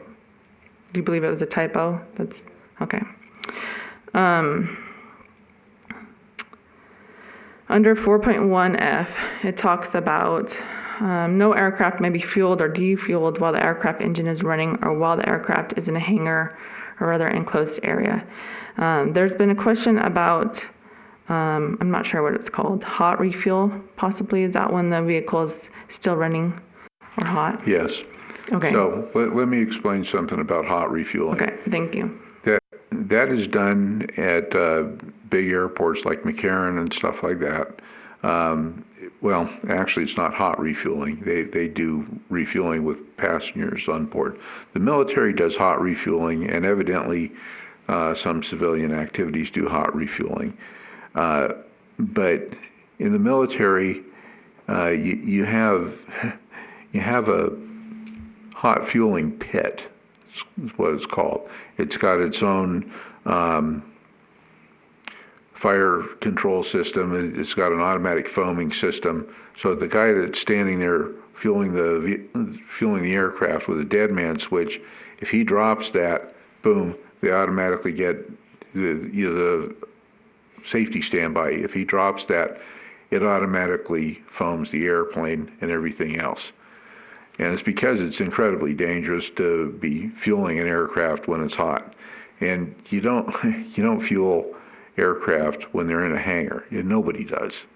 That's crazy, because you have a possibility of a fuel spill in a contained area that, extrapolates the heat signature, and it's just a dangerous thing. But hot refueling, we don't have anything out there in case something happened while they're, and actually, this fire chief should probably be answering that question, but we don't have the facility to respond. Yeah, in my experience, hot refueling is done with ARF crash trucks on standby. And it's for an emergency, like a medical flight where they're trying to get a patient quickly and they don't have time. They would roll out airport crash trucks who have that large capacity foam. They would allow a quick refuel and then get that plane back in the air to continue moving the patient to a hospital or wherever they need. That's the only experience I've ever seen. And again, we always had crash trucks parked next to it. We don't have any crash trucks in the city. And so we don't have the capability to protect that. So I would be totally against that. I mean, from the fire department's point of view. I have further for you. That under right now we have a fire permit application for hazardous or flammable combustible liquids. We have a process for that right now. Under that fire permit application, it lists hot works. Would that be the same as a? Is that different or the same as a hot refuel? I believe hot works is referring to welding. Okay. Yeah, so it's not the same. Okay.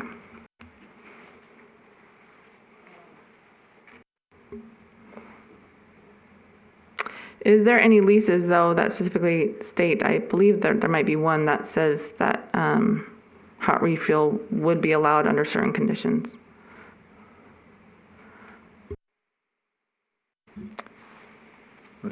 Mercy? In the rules and regulations, it states that hot fueling would be permitted prior approval with the airport manager and registering your certification for it. I've been here 11 years. We've never had a request come to the airport office that they want to hot fuel or get permission, provide us certificated training in that time. If a lease allowed for that to happen, I don't recall seeing that in any lease. I would have to review each one of them again, but to the best of my knowledge, I don't believe that's in there. Okay.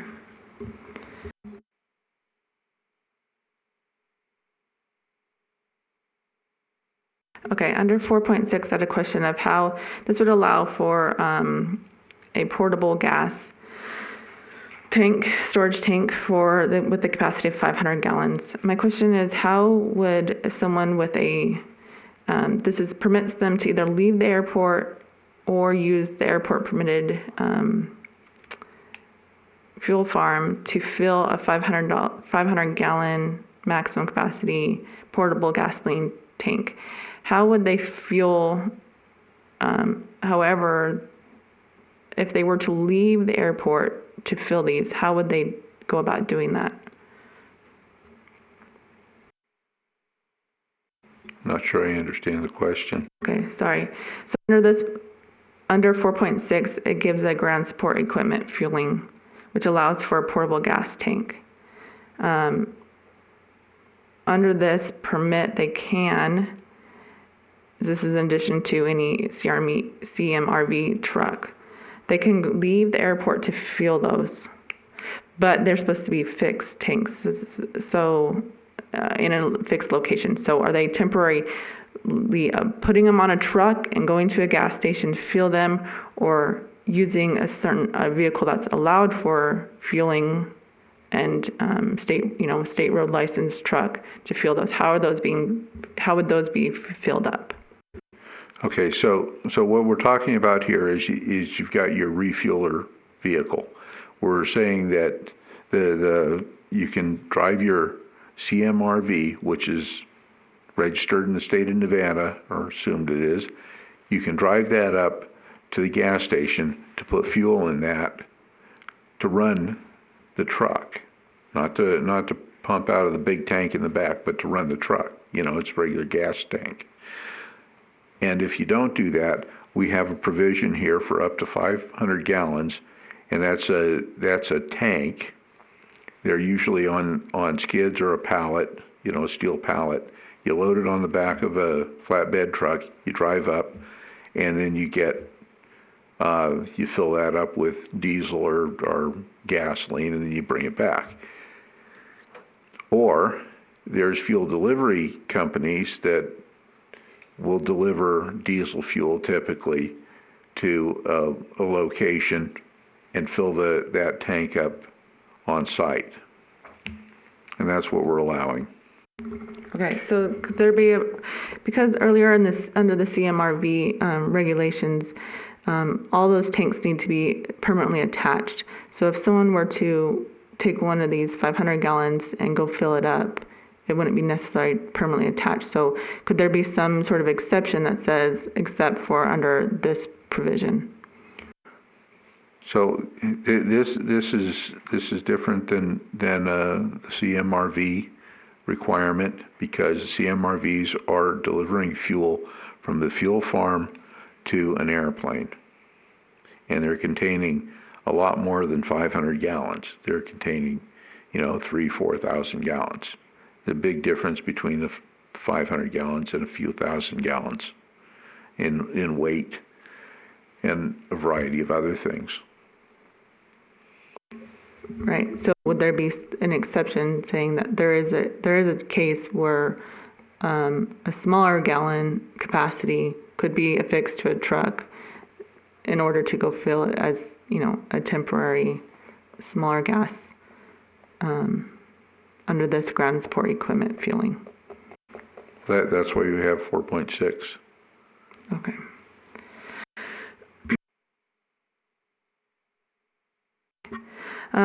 There's a question has come up about either truck-to-truck transfers. Sometimes they are allowed with certain regulations, sometimes they're not. This document, I didn't see anything that addressed truck-to-truck, whether they're allowed or not.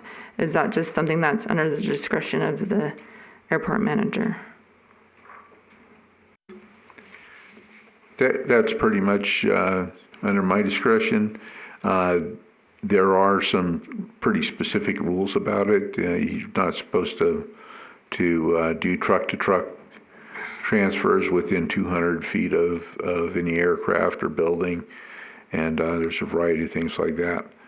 I would have to look into that a little bit further before I said, yeah, go ahead and do it. The reality of it is most trucks bottom feed, and we can get them fueled, whether they're associated with the airport or not. We can get them fueled out of the fuel farm. In the future, the fuel farm is going to need some modifications, and one of the modifications is going to be able to do over-the-top fueling of other trucks that won't bottom feed. So, you know, we'll be able to do everything there, and truck-to-truck refueling is going to be a moot point totally.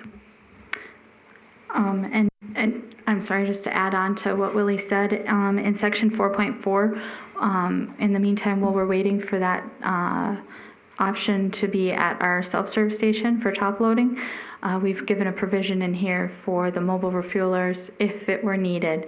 There are rare occasions where an operator will come in, like the Nevada Department of Wildlife, and they will need to be remotely operating throughout the day, and they would be allowed to refill that small tank that's on the back of a truck or towed behind a truck usually, and they would be permitted, following these guidelines, to fill that container for them to take off site and use remotely. Okay. And that's a situation where I was describing, you know, where the vehicle registration law would come in fact when there's other vehicles that might be out there for other agencies. Thank you. the other question I had is, and I guess I'm comparing this to personal vehicles, is the definition that's being used for storage. If I go to the gas station and I fill up my tank to full capacity, I might only be planning on using a gallon or two that day, but I will be using eventually the rest of my gas that's stored or contained within my vehicle. So, it wouldn't behoove most people to go to the gas station daily for the exact amount of gas that they plan on using that day. I don't consider that being stored in my vehicle, but something that will be used. And so, right now, do we have a regulation that requires defueling at night for any unused fuel? Could I just add something on the storage? So our personal vehicles wouldn't be under the code. Right. And so these specifically just speak to the code. And so again, there are a lot of things we do in our private life on our private vehicles that don't fall in here. So it is, we can't really mix those two. And so, the code is very clear on hazardous materials within the code, which the tank vehicles, the fixed facility, all those would apply. So I guess I'm just using that example as how often I would go and refuel. So while I may be using that in the near term, there's got to be some sort of a balance between how often vehicles are going back and forth refueling, because that's adding a lot more traffic on a day-to-day basis versus fueling your vehicle and using that in the short term. Overnight right now, do we have anything that says that they need to defuel their vehicles for any unused fuel? No, we don't. And, again, you're not increasing the number of trips back and forth enough to worry about, because the vehicles are going back and forth into that direction anyway, because that's where aircraft are. On the west side, BFE, Serenity, 5-Star, those aircraft, those companies don't go over there as often, except for to fuel the general aviation aircraft. And there's a lot of that happens. So, you're talking one trip a day for 5-6 trucks. That's not a significant amount when the amount of air vehicle, or the amount of operations that are going on fueling the helicopters and whatnot. Shifting back to your point about defueling, I want to clarify that this does not have to do with fuel being stored in aircraft fuel tanks or anything like that. This only has to do with the dispensing vehicles, the refueler vehicles, and the big tank on them. Typically what you do when you store an airplane is you top off the tank so you don't get condensation within the fuel tank. Mm-hmm. So, unfortunately for the fire guys, they got to count on every airplane in the hangar having full tank of gas. Mm-hmm. Okay. So just my point was that, there could be, I don't know, I lost my thought. So just overall, I do agree that there should be training for people who are using fueling. This provides for that. There should be some checks and balances to make sure that those things are being complied with. Do we need 6 different permits for one user? I don't know. Should we have a lot of laws that are addressed in here in some places but not in others, and so that's my concern is applying this fairly and equally to all, without specifically saying which laws we're applying to them, which FAA regulations we're applying, because not all are required to be used by our airport. There's a couple of concerns in how we're going to actually administrate this, especially within the 90 days it's given us to do. Could I just add one more thing? So with the number of permits, it seems like in my experience, as a risk gets higher, there's more regulation on the risk. And so I think the fact that there's several different permits required for mobile fuelers should be an indicator of the level of risk. And just in the fire code alone, we have 2 separate permits for them. And so as that risk goes up, there's more regulatory agencies, whether it be the FAA or the EPA or different people that want to say how they want to make sure that risk is dealt with. And so, in other things, you don't have, a welder has 1 permit. He just has the permit for hot work because that risk is relatively low. It infects him and 1 or 2 other people around him. But when we're talking about 225,000 people using an airport and all of the facilities, the risk is much higher. So there is going to be more regulation and more permits required for that. And so a lot of them, they're not the city saying, hey, you need these. It's the codes and the different things that regulate that operation that says you have to have those permits. And so from the fire department's point of view, our permits are regulated by the International Fire Code. And so, like I said, as the risk goes up, so does the number of permits typically. Okay, but I want to clarify your statement that these codes aren't requiring for these permits, the city actually is.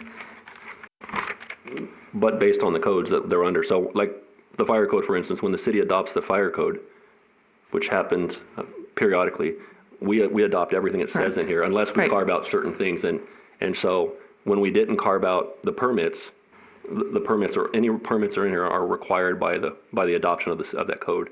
And so those are then required by the code, but basically because we adopted it. Okay.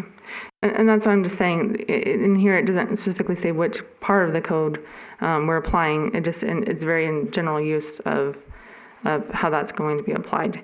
And that's just my question is how then when we actually are administering this permits, it doesn't exactly, if I was a user, for instance, and I was looking for complying with these permits, it doesn't specifically say which code I need to comply with. So with respect to the fire part, that's where the construction permit comes in. So at the very front end, if you decide you want to have a fuel tank or you want to do an operation, you would start with us in that process and say, what do I need to do? And that's where our subject matter experts, our fire inspector would sit down with the code and say, here's what applies to you. The same respect would be as if the airport manager, I want to do business on the airport, I'd visit with the airport management and say, hey, what do I need to do? And that's their responsibility to pull out all those codes and lead them through that and say, here's all the things you need. And then we walk them through the process. I believe those processes are in place if people use them. And so, I know our codes for the fire code are very strong. Very strong. We have a great fire inspector who's got 30 years of experience, who knows his book inside and out, and he'll walk everybody all the way through that process. And so that is really where they need to start. They need to go to the people, the city, to the airport or to the fire department and say, what do we need? And we'll walk them through that whole process. So it won't be tricky. We'll be able to walk them through step by step. Thank you. And that's where my concern is. If I were to look at a form and say, this is what I need to fill out, and then it says, in the glossary of this, all the different rules and regulations that I need to be familiar with, it references them, but not necessarily we're applying every portion of that.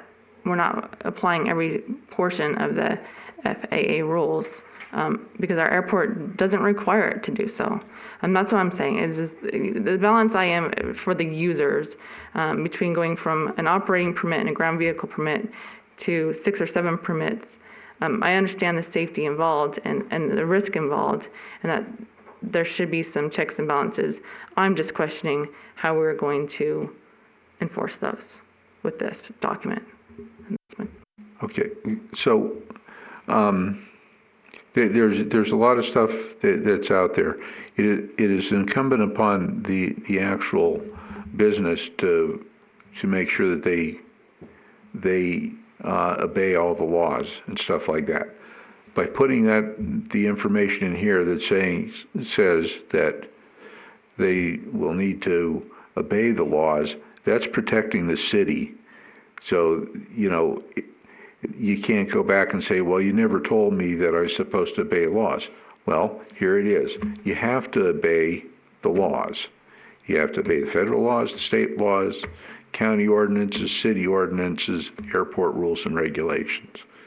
And that's just the way it is. I can't write down every possible law that a particular business is going to have to be obeying because, one, that's outside my scope. I don't know business law. All I can say is that as a representative of the city operating on the airport, I want you to obey all federal laws, state laws, county ordinance, city ordinance, and airport rules, regulations.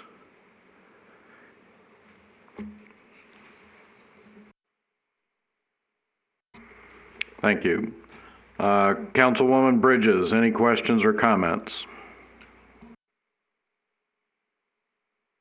Hold on, please. Okay. I'm going to go back to something I've said about other documents, and that is, needless to say, I've read through this. However, I feel that it's the responsibility of the people creating the document to proofread it, make sure all the indentations and numbering is correct, that there aren't hanging ands, ors, ifs. And I also have to assume that this is written based on known codes, FAA, National Fire Protection, International Fire Code, and so on. That being said, I think this has all become quite muddy. First, it is up to the city to determine whether there are standards that we have the right to write and administer this. However, because there are questions of whether this has to do with the current situation, is it the time and place to do this based on any other actions that have taken place, or is this clearly a document that's been in the process of being written, and now is the time that it's being addressed? I believe it's the right of the airport manager and the fire chief to determine these standards for fuel dispensing, handling, and storage, and that authors of them, that I assume that they've done the homework necessary to know whether or not this document is addressing rules, laws, and so on, codes. These are the experiences of professionals in the industry. I am not a professional in aviation or in fueling. However, all of that, granted that professionals writing this document, looking up and making sure there are the specific and necessary codes, laws, rules, it bothers me that this jumped over the working with the Airport Advisory Council. And even though many members of the Airport Advisory Council, from what I understand, are private pilots, commercial pilots, airplane owners, that to get feedback on this, to me, was important. I find this a very difficult situation.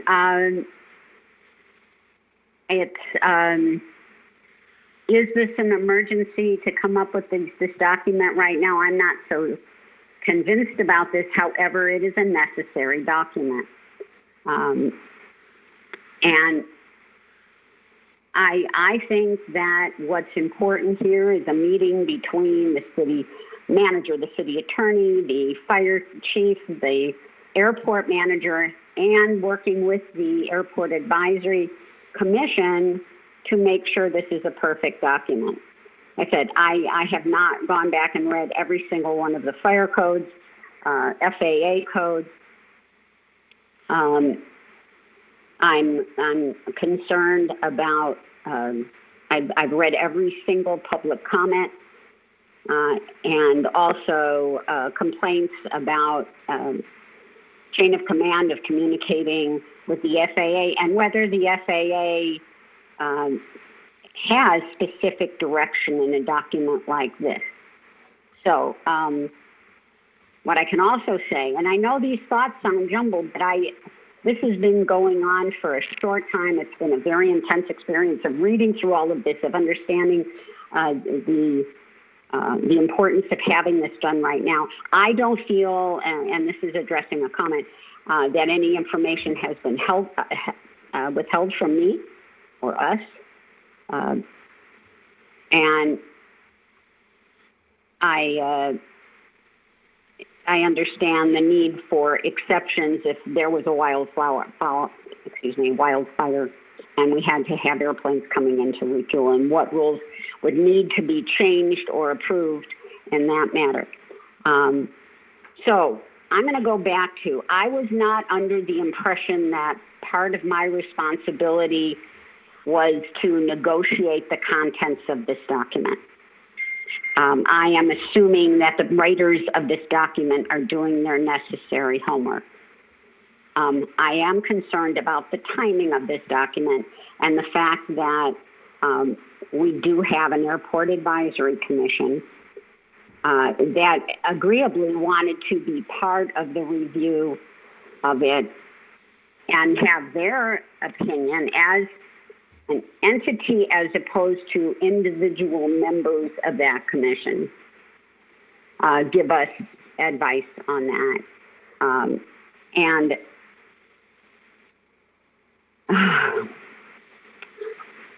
I think that's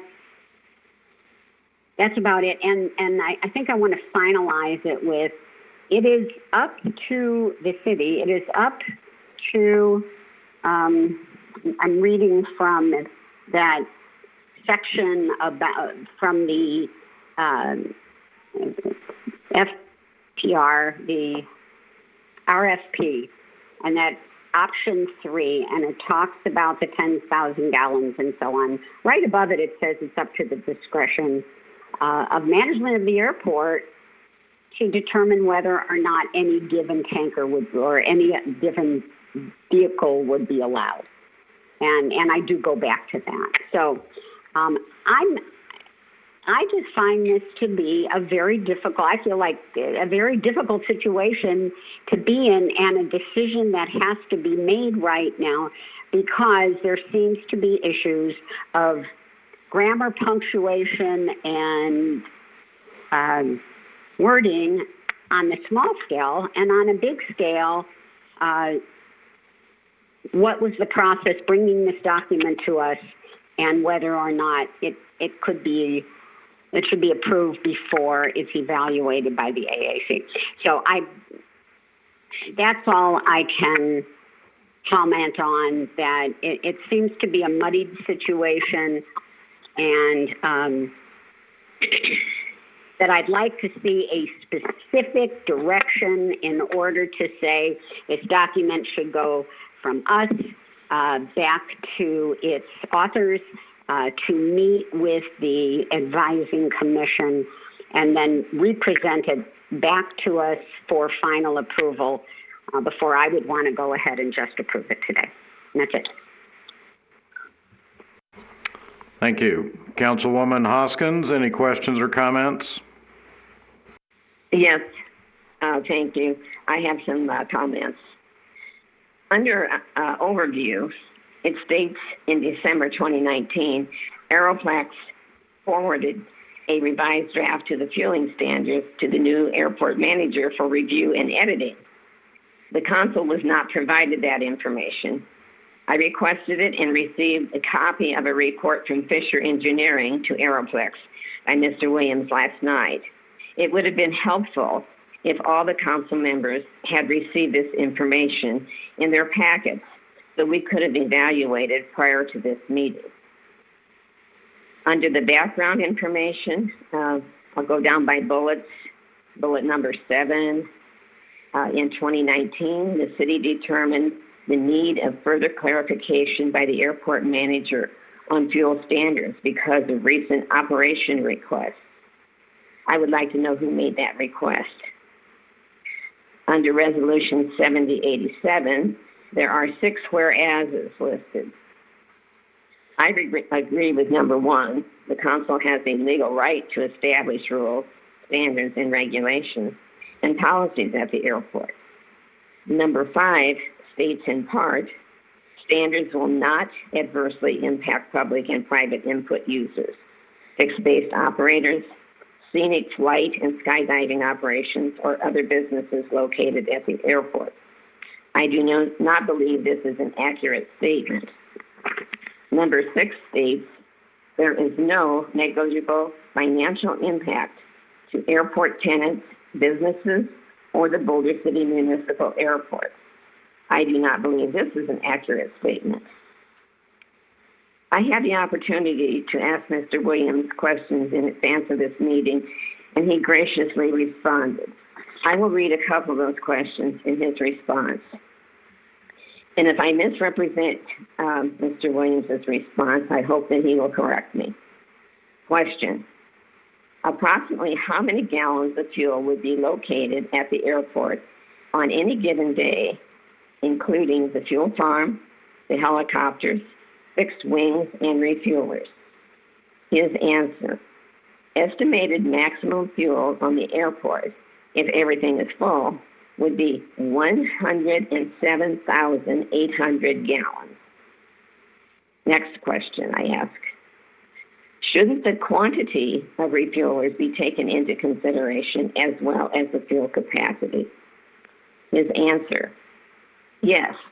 If I were to determine quantities actually required by using my equation in the new fueling standards, we would be looking at 5 to 7 mobile refuelers containing a total of 6,000 to 7,000 gallons. My concern is that it may create a refueling timing problem for the scenic flights. Those are the end of the questions. Mr. Williams, do you agree with those answers that I stated? Yes, I do agree, and I'm trying to think if there's anything I need to expand on. I don't think there is. Thank you. And thank you for your time. I'll go on with my opinions, my research and my opinions. Under 3.1E in this document, I find this calculation to be confusing. It has been stated, for safety reasons, we must have a refueler capacity regulation, and that amount should be 4,000 gallons. This figure has been determined by a formula which equates to fuel used in one day and does not equate to fire evaluation. I have a problem with stating that this is an emergency issue when the evaluation is based only on quantity used. My research included speaking to several other airport managers, and they stated they have never heard of any airport restricting the capacity of a refueler. Why then are we implementing this regulation when no other airport has it? We are not that unique. Just for instance, if a local gas station averages 4,000 gallons of fuel sold in one day, and the city decided they are going to make a resolution for safety reasons to restrict the station to only 4,000 gallons per day on property, the owner of the station would certainly take exception. This has nothing to do with safety. It only has to do with the amount of fuel sold per day. If for some reason the business has extra business and runs out of fuel, the customer could come back the next day, or he could go down the road to another gas station. With an aircraft, this is impossible. We have a great fire department, but it's small, and they need assistance from Henderson for many of our fires, and thankfully they reach out. This is common practice, all fire departments. We are stating that we are concerned about a safety issue that concerns the amount of fuel on the airport and the fire department not being able to control, thus causing a safety issue. But an FBO having 3 or more refuelers moving around with 4,000 gallons, which would equate to a total of 12,000 gallons if full, versus one truck with 8,500 gallons, which is more dangerous. I believe we have problems at the airport, and the city should address those problems, and we have the right to address those problems. Getting advice from the FAA is a must, since they give us a huge amount of funding, and they know what is best and legal for our airport. We should have gotten an opinion also from the AAC, and also from those affected by the changes. But none of those things happened. So here we are, again, addressing an issue labeled as an emergency due to a fire hazard, and using the formula of how much fuel a refueler uses in a day as the basis for our decision. Really? I base my decisions on research, facts, and what is best for the city. And I did review this contract, and I do believe that Councilwoman Folda has some very good points. She's very detailed in her messages that she relayed today. Thank you for listening to me. Thank you. Regarding my comments on this, I do have a problem with the business impact statement that leads off this particular document, stating that any action will not have an impact on businesses. That isn't reality. This is clearly going to have an impact on businesses out there. So I have a problem with that. And by the way, I don't know that it's going to have the impact that some are asserting, but it seems clear to me that there will be an impact out there. Throughout this discussion, we talk about a lot of acronyms, and I just wanted to cover some of those, Mr. Williamson. An FBO is a fixed base operator, is that correct? Yes, sir. And that means what? That is a business that is fixed at the airport and typically handles fueling, hangar rentals for the corporate hangars, and a variety of other services such as flight schools, aircraft maintenance, et cetera. Okay. And my understanding of the way FAA does funding, no private entity ever owns a piece of property on the airport itself. These are leaseholders. Is that correct or incorrect? That is correct. If it would be called the through the fence operation if there was a privately owned piece of dirt and had access to the airport. So everything we have out there is a leasehold. Okay, so if you're inside the fence, you're on city property. Yes, sir. And the city then has issued various leases to people who want hangar storage or to run a business out there, whether it be repairing aircraft, conducting tours, that type of thing. Yes. Okay, thank you. We also talk about avgas and Jet A. Those are just different types of fuel. The avgas is normally what would go into a general aviation, a small airplane, and the Jet A is often used in engines that have turbines, such as the helicopters. Is that correct? Yes, there are some general aviation airplanes that also use Jet A, basically diesel engines, and there are some turbine Jet A or turbine general aviation airplanes too. All right, thank you. And the FAA grant assurances, that's a term also that's often bandied about. What does that mean? Can you summarize that quickly or not? Yes. So the grant assurances, I believe there's 39 of them. Those are assurances that the city says they will assure is accomplished in conjunction with receiving grant money. And, it's part and parcel a requirement for the FAA to provide the grant money.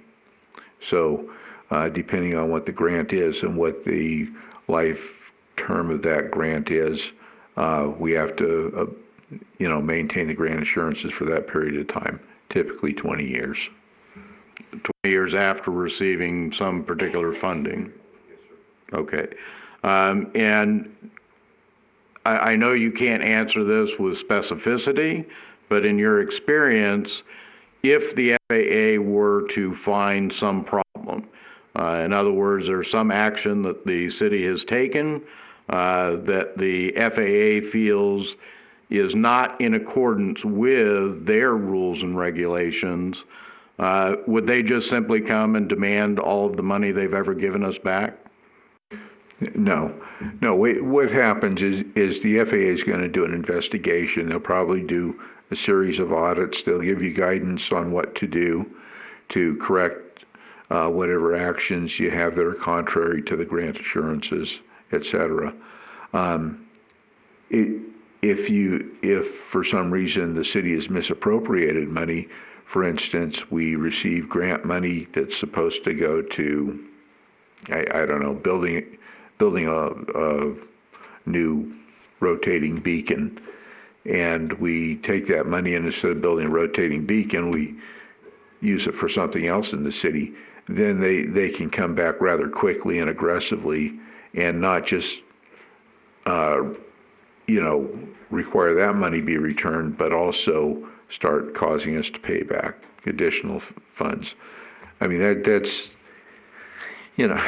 those are things that have happened. I know airports that it has happened to, but it's really, not likely, unless, of course, you've misappropriated the money. So. All right, thank you. There have been comments made by other council members regarding the method that was used to bring this forward. Last week, we had an extended discussion about whether this presented an emergency related to a worldwide health pandemic.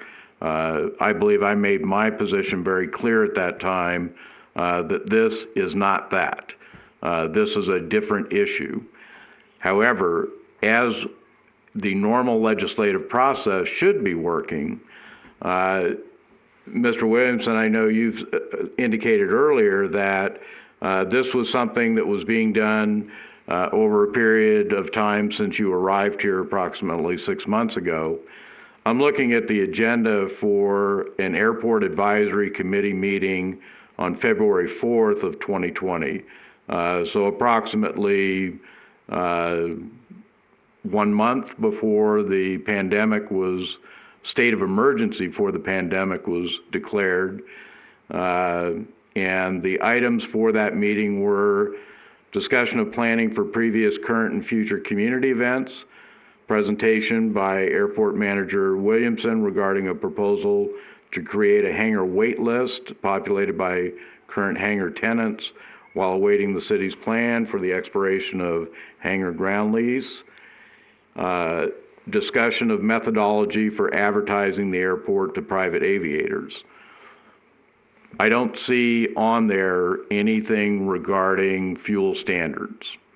This, and again, Mr. Williamson, this isn't necessarily directed at you. This is my impression of the progression of this. This council, from the time Boulder City was incorporated, has appointed various committees and commissions to help the council with various subjects. We have a committee for historic preservation. We have a planning commission that's required. We have a Parks and Rec committee. We have a number of these committees. Now, those are pretty well established in the same manner. This committee, the Airport Advisory Committee, was different. And I was on council when that was voted in. And I disagree with how that was done, because this committee, rather than reporting to council, rather than their first duty to be to provide information and recommendations to city council, actually goes through the airport manager in a way. That's not my desire. That's something that I will look to fix in the future. But I don't feel that these committees that are designed to assist the council should be reporting to staff. Staff has their own job to do. They do a great job. I'm not here to argue with the job that they do, but when we create these committees, they should be helping the council to understand. They should be providing recommendations to us. We get recommendations from staff through the normal process as well, but this particular committee is not designed that way. Meetings are canceled on a regular basis. They meet, they're supposed to meet at minimum, I believe, of 4 times a year. They rarely meet. And when I see something for a meeting agenda in February, and this issue regarding fuel standards has been stated to have been discussed at the March 20th meeting of the City Council. I'm wondering why 6 weeks before that the AAC hadn't been consulted on at least a draft of this report, or at least an outline of what was being determined or what was to be formulated towards these standards. So that's a huge miss in my opinion. With regard to the businesses down there, I can't imagine having a business for years and seeing things improve, as I think many of those businesses have over the past few years. I know that some of them have been able to add personnel, add equipment, and then all of a sudden here comes a worldwide health emergency, and you're shut down. You're shut down in a matter of days. Your business just doesn't work anymore. That's got to be devastating. So I'm very concerned about implementing these standards right now, where people are going to be required to get additional training, certifications, possibly looking at different equipment.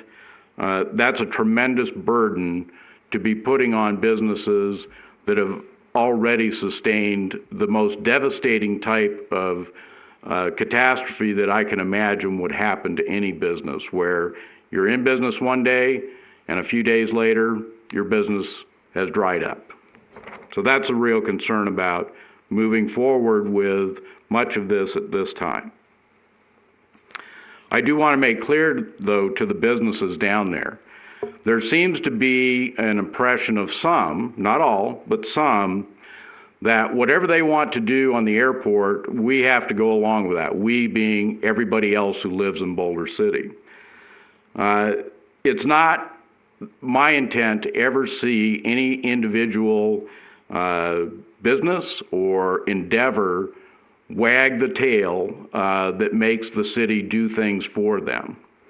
We can certainly help, we can certainly try and be a good partner, but we don't get driven by the desires of any business to do things that they want to do that may have an adverse effect on the rest of the community.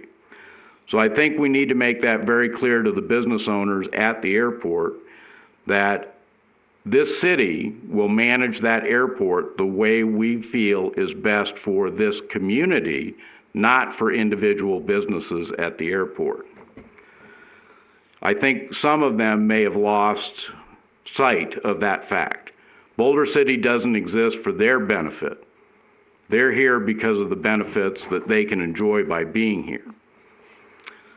Another term, Mr. Williamson, that is frequently used are flowage fees. Can you define what flowage fees are?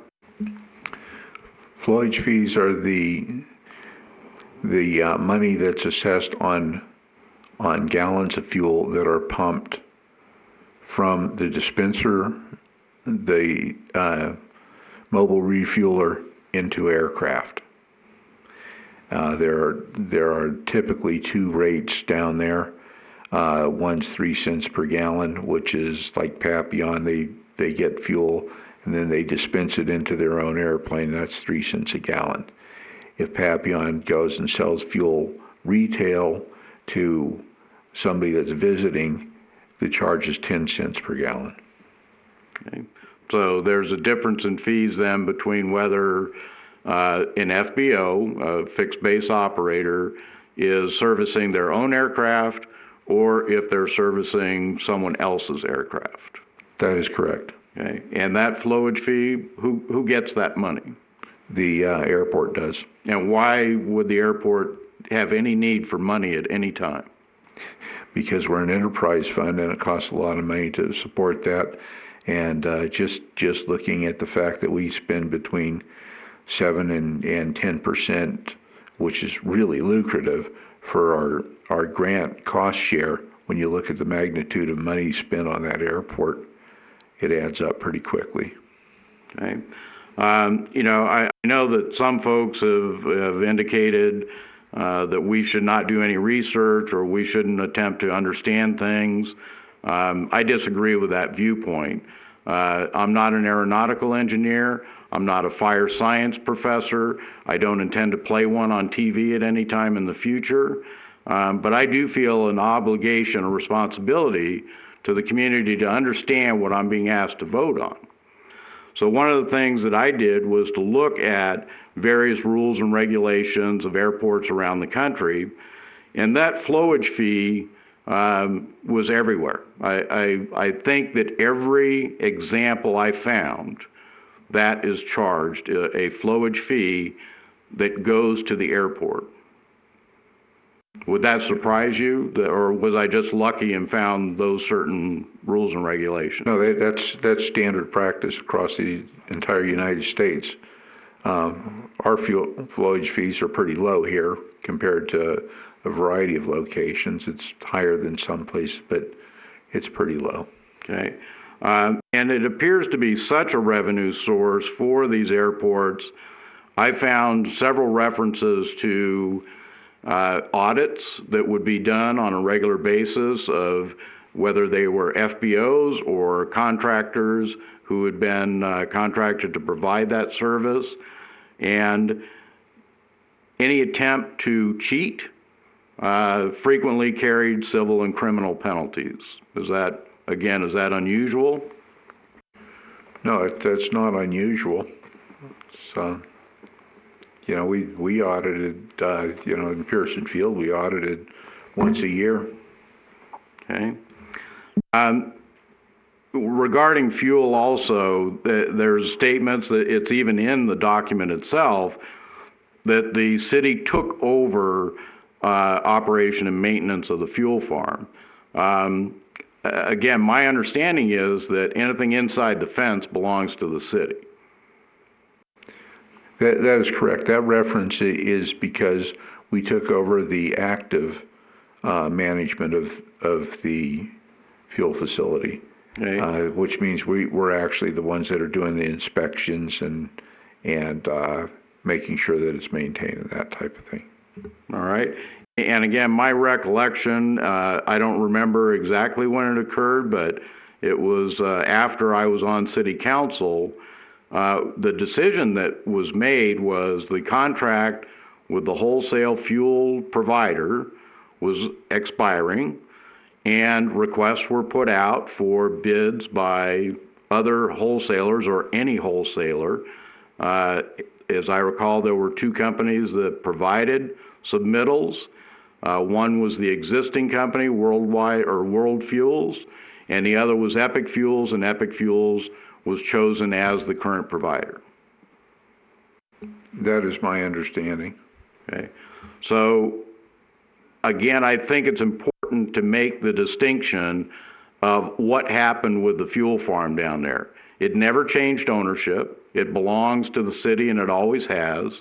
We simply changed wholesalers, and the previous wholesaler had a side deal. They did not want to do the actual day-to-day maintenance and operation, so they had a side deal with one of the fixed-based operators down there to take care of that duty. Is that, I know you weren't here at that time, but is that your understanding? That is my understanding. Okay, and the company that came in, Epic Fuels, also did not want to do the day-to-day operation and maintenance. They just wanted to deliver fuel, and that was when the city said, we will then take that responsibility over. I know that at that time, there were discussions about how that would be done, and a consideration was that we would possibly look for a contractor to do that work in place of the city, but that would be paid by the city. Is that correct? Yeah, as far as I know, that's the way that worked. I wasn't here. Ms. Adu, could you come to the microphone? And I know you were here during that period. Yes, that's what we did at that time. Okay, and the point I'm trying to make is there seems to be an awful lot of talk, and I'm not asking your opinion on this, but there seems to be an awful lot of talk that somehow the city is doing things that it's prohibited from doing, or they're even unusual at other airports. The only thing I will ask you for, again, I don't want to subject you to having to offer your opinion, but in your work experience in the aviation industry, do you know of other airports that maintain their own fuel farm and facilities? Yes. Okay, so it's not uncommon then? No. All right, thank you.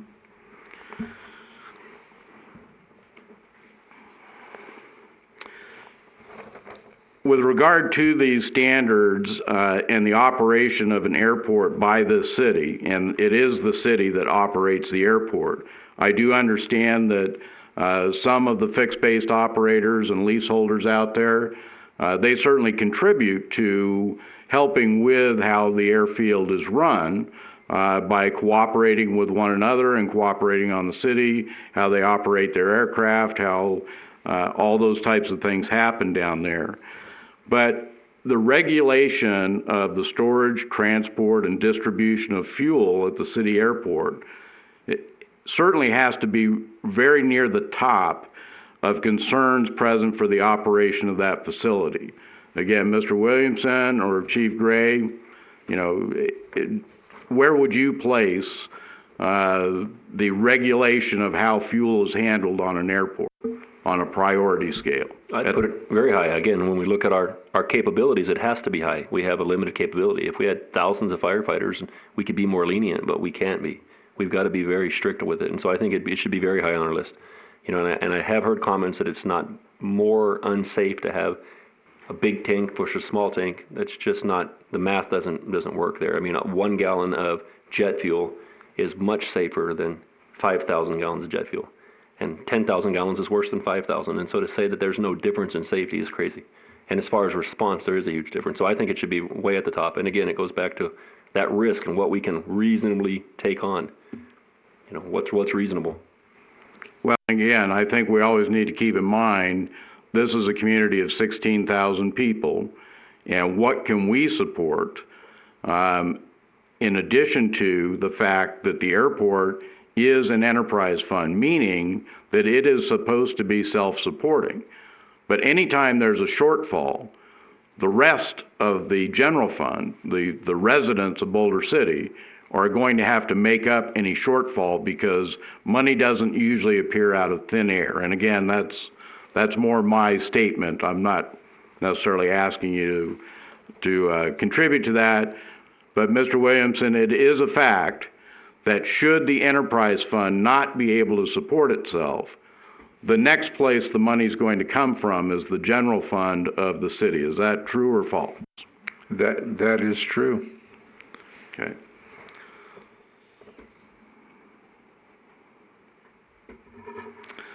Something else that I came across frequently in looking at this, and it is brought out in the regulations that are being proposed here, when you have a piece of equipment providing fuel service, it needs to be self-propelled.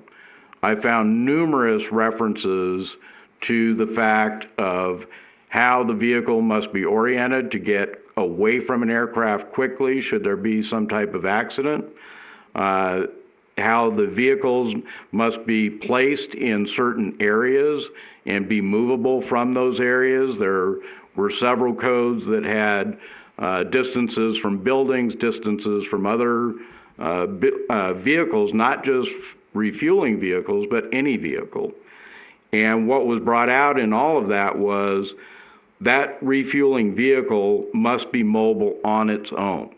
In other words, it was not to be a trailer, it was to be, I believe the wording that you have in here is a chassis mounted fuel tank. Is that, that might be paraphrasing that term, but is that close?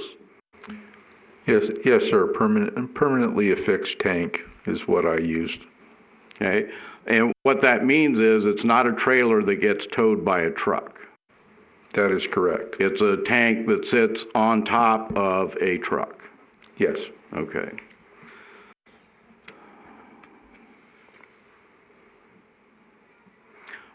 It was brought up before about this truck-to-truck fuel transfers. Again, what I came across prohibited that. It's one, might be that AC 150 or the IFC Chapter 57, or perhaps Chapter 50, or maybe 23, or I've kind of lost track here of where that might be. But they don't like truck-to-truck transfers. And what that means to me is you have some vehicle that's full of fuel that meets another vehicle, or another vehicle meets it, and then fuel is transferred between those two vehicles. Is that a fair definition of what truck-to-truck transfers are? Yes, sir. And I want to add something, that typically that's, whenever you allow an exception and allow somebody to do that, that's a case-by-case scenario. That would be me. And at that point, I'm accepting responsibility for that. In fact, and de facto, I'm accepting that responsibility for the city. And that's part of the reason why we don't want to see that, because, you know, it puts the whole city in a risky situation. Okay. And since you brought it up, when we refer to discretion and sole discretion, no reflection whatsoever on your ability, but I don't know who's going to be after you. I don't know who's going to follow on. So whenever we talk about discretion, that makes me very nervous, because that then says, well, you know, it could be this or it could be that. I certainly understand you have a level of expertise. You've spent decades in this business. However, people are subject to personal biases. That can be removed and should be removed. That's what a professional manager should do, is to remove personal bias. But it does happen. We're all human. So when we do talk about discretion, that amount of discretion needs to be reduced as much as possible by the codes. We could simply have one sentence saying that Mr. Williamson, as the airport manager, will tell everybody how they're going to do the fuel, period, and we're done. Works for me. I can see that, and it probably, you may be a cult of one, you may have a couple of other people that would agree with you, but chances are you won't get a lot of support. But nice try.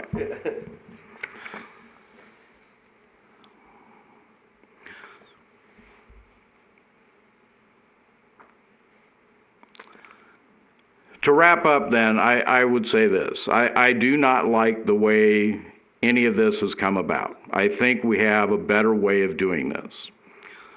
I think when City Council, when I or any member of City Council asks a question, they are not questioning the ability, the expertise, the professionalism of the person the question is being asked to.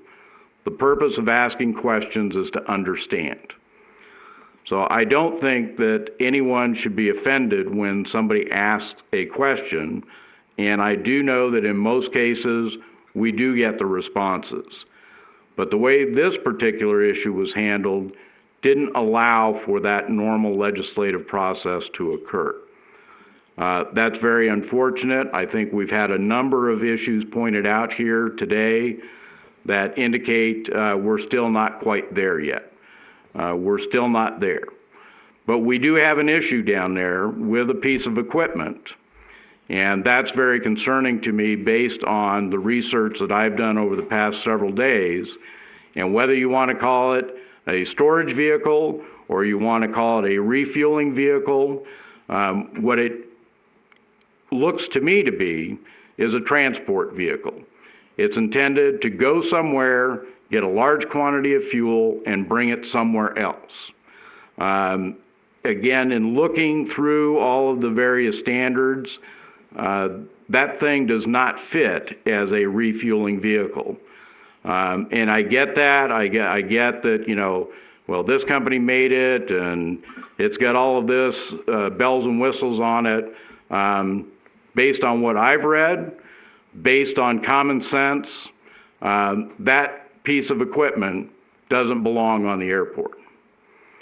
unfortunately, I don't know that we're in a situation where we can do anything about that today because of all the other issues that I see and that other members of council have brought up.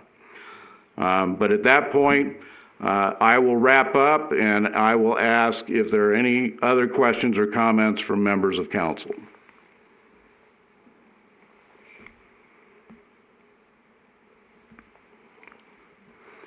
Councilwoman Bridges, any additional questions or comments? I did not have any additional comments or questions. Thank you. Thank you. And because your mic wasn't on quite yet, Councilwoman Bridges, you had said you had no other questions or comments, correct? Correct. I do not have any other questions or comments. Thank you. Councilwoman Hoskins? No questions or comments. Thank you. Okay. Mr. Williamson, anything further?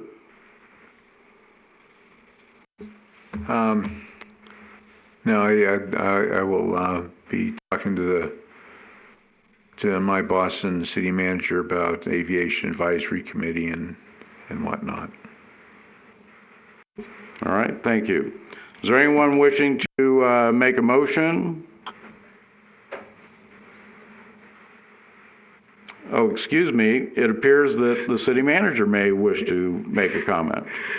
Honorable Mayor and Council, thank you. I just wanted to mention that what you have before you obviously is some emergent rules in order to address the increased level of risk.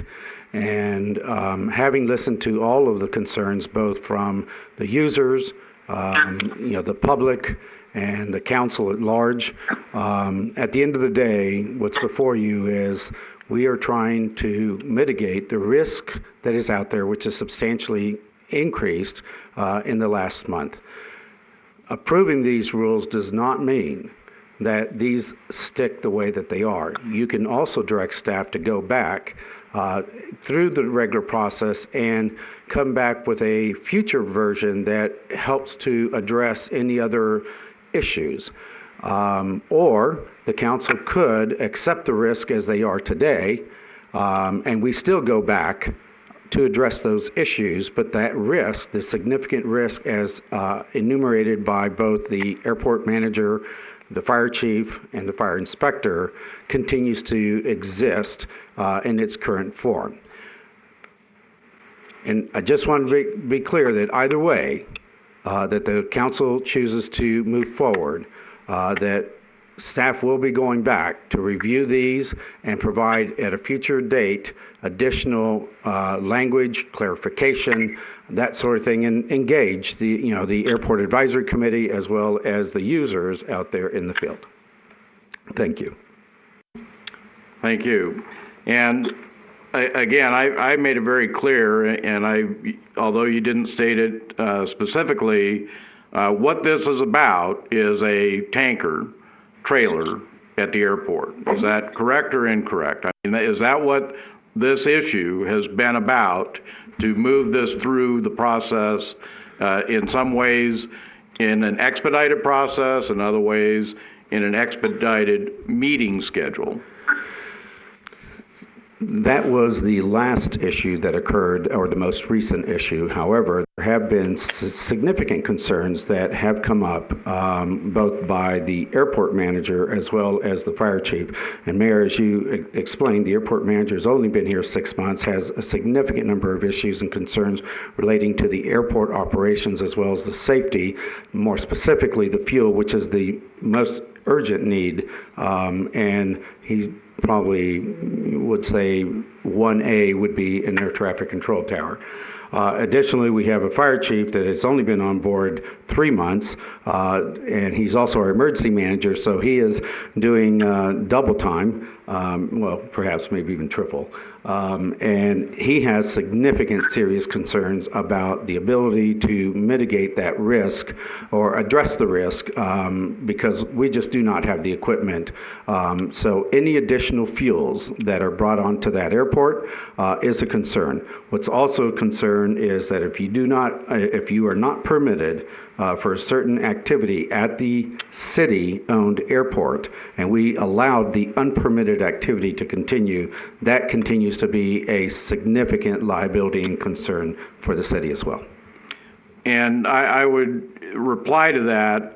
This council, at least those of us in the majority last week who refused to ratify the use of emergency powers for this, have been painted in a way of such that we have failed this community. I think that's very unfair. I think that the risk that is out there is very similar to the risk that has been there for a number of years. What has happened is one piece of equipment has been brought onto the airport by one of the FBO operators, and various things have been said about what it is. But, you know, if it walks like a duck and it quacks like a duck, there's a possibility it's a duck.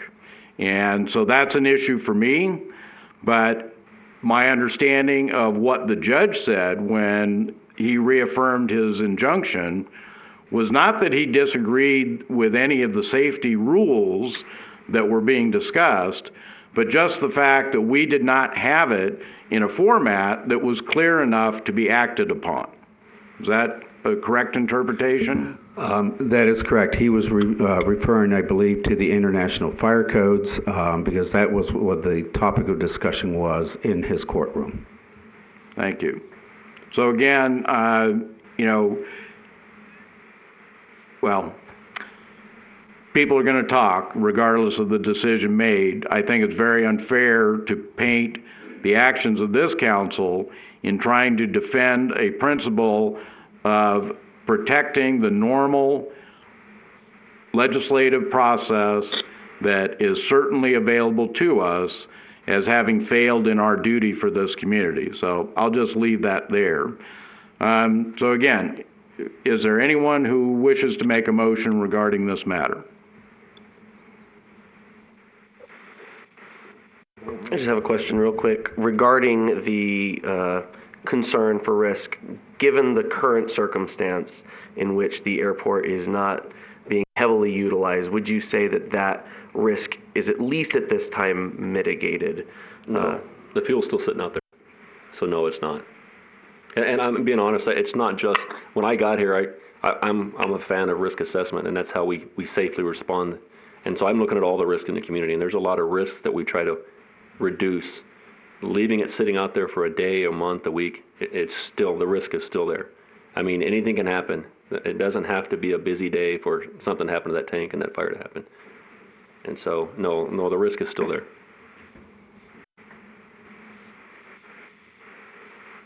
Okay. Again, anyone wishing to make a motion? Well, since we have members of the council that are not here, let me go down the list here. Councilwoman Folda, do you wish to make a motion on this matter? I wouldn't know how to formulate a motion at this time. Thank you. Councilman Adams, do you wish to offer a motion on this matter?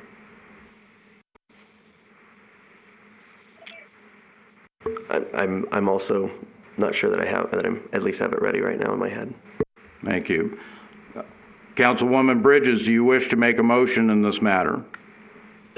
I was trying to figure out how to do that in a way that mitigates current risk and still allows for this document to go through, as you put it, the legislative process of a meeting with the AAC and the relevant other representatives to complete this document.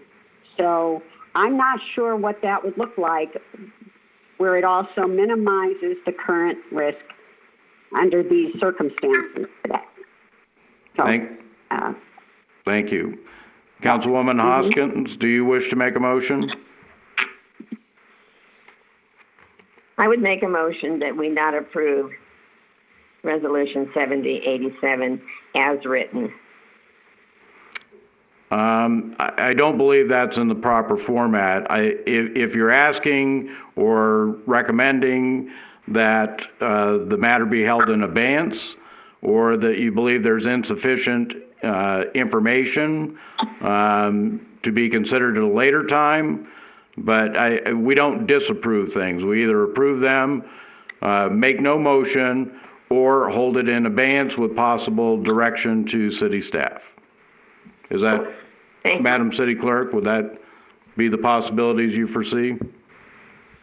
That is correct. You could also approve it and have it brought back with any corrections or amendments that you see fit, and direction to forward it to the AAC for input. There's a number of things you can do, but Mayor, you are right. We don't make a negative motion. Thank you. So Councilwoman Hoskins, did you want to reconsider, or? Yes, thank you for that information. Since I'm new, I don't know exactly how to make these. I think that we should, I make a motion that we hold this in abeyance. Resolution 7087. Okay, do you have a time that you would recommend it be brought back to City Council for additional consideration and actions that you would ask city staff to complete in the interim? I have no time frame since we don't know what's happening with the COVID-19. Well, I will offer an amendment. Well, I guess we need a second. So I will second your motion, and I will offer an amendment to it with direction to city staff to take into consideration all of the comments and questions that have been asked here by council members today, as well as attempting to consult with the Airport Advisory Committee for their input. Is that amendment acceptable to you, Councilwoman Hoskins? Yes, sir. Okay, is there any discussion of the motion then? Councilwoman Bridges, any discussion?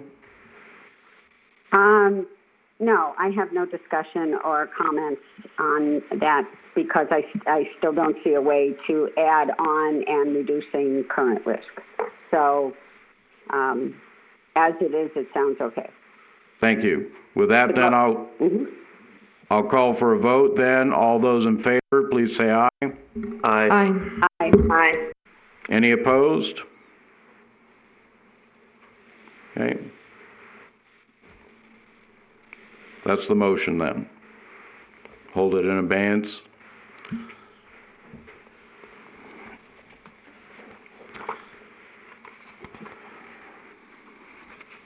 Okay, that will then bring us to our last public comment period. During this public comment period, members of the public may speak on any issue, regardless of whether it's on the agenda. Again, pursuant to the Governor's Directive, Emergency Directive 006, the public may call in at this time. The phone number is 702-589-9629. Please call in if you would like to offer public comment.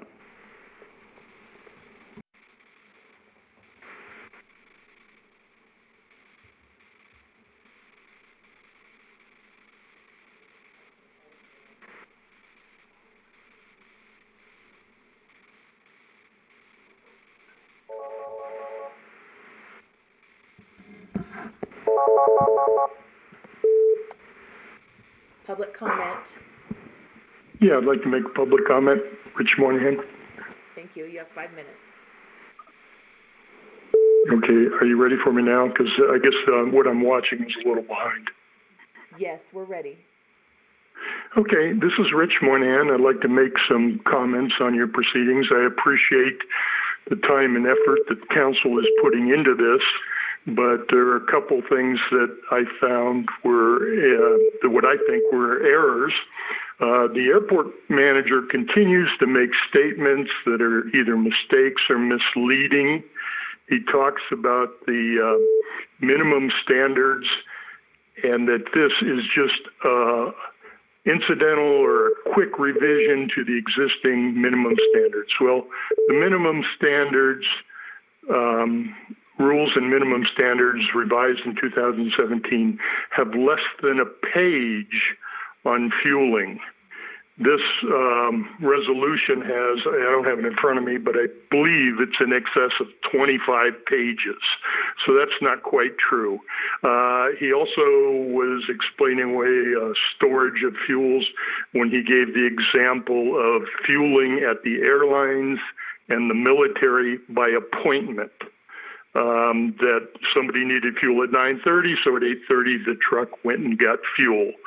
That's completely erroneous. I have 50 years aviation experience, general aviation, military reserves, and airlines, and I've never, ever seen that. Fuel trucks fuel up, and then when you need it, they come and they bring it to you. They don't go get fuel for an individual flight.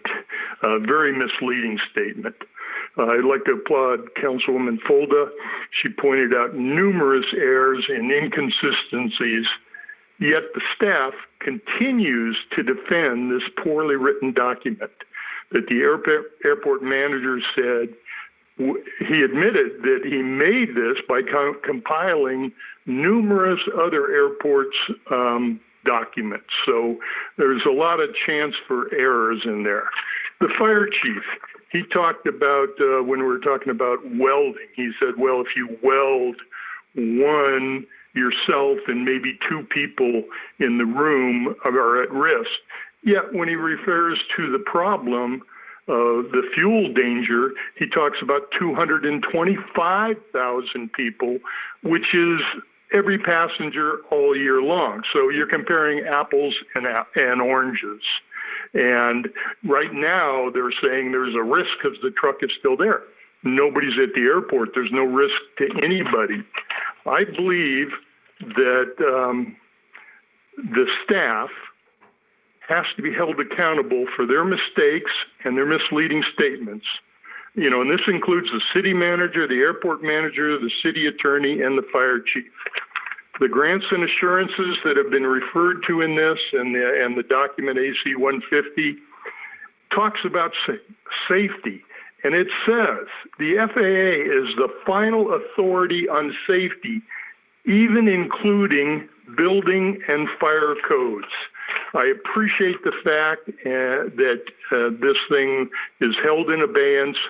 Let's send them back and probably start and get a brand new document. They're just trying to piecemeal this thing, and I don't think it's going to work. It's not the right way to do it. And I appreciate the fact that you are standing up to city staff and telling them to go do it the right way.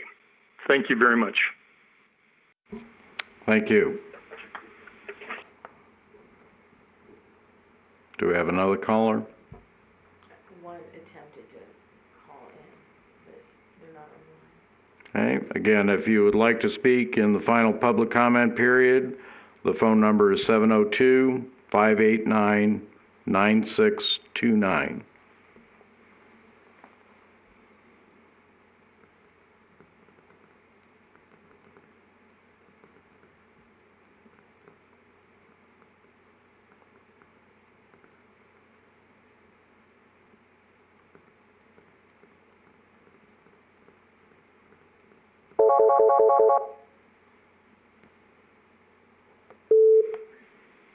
Public comment. Hi, my name is Bethany Caruso. Go ahead, Ms. Caruso. You have up to 5 minutes. Okay, it's kind of a question, but I know you guys can't answer. First of all, I want to thank you all for everything you're doing for the airport tenants and for the city with regard to all the guidelines and the hangar leases and all of these things. We really appreciate all of the research you're doing, all the questions you're asking, and that you guys are working together to try to come up with a fair resolution for everyone. I just wanted to pose, I guess it's an open question, but Mayor McManus had mentioned that the city would have to put funds forth into the airport if the airport was not self-sustaining. I would like to be able to find out if that has ever happened in the history of the airport and when and how much was contributed from the city. But other than that, I just want to say thank you for all you guys are doing.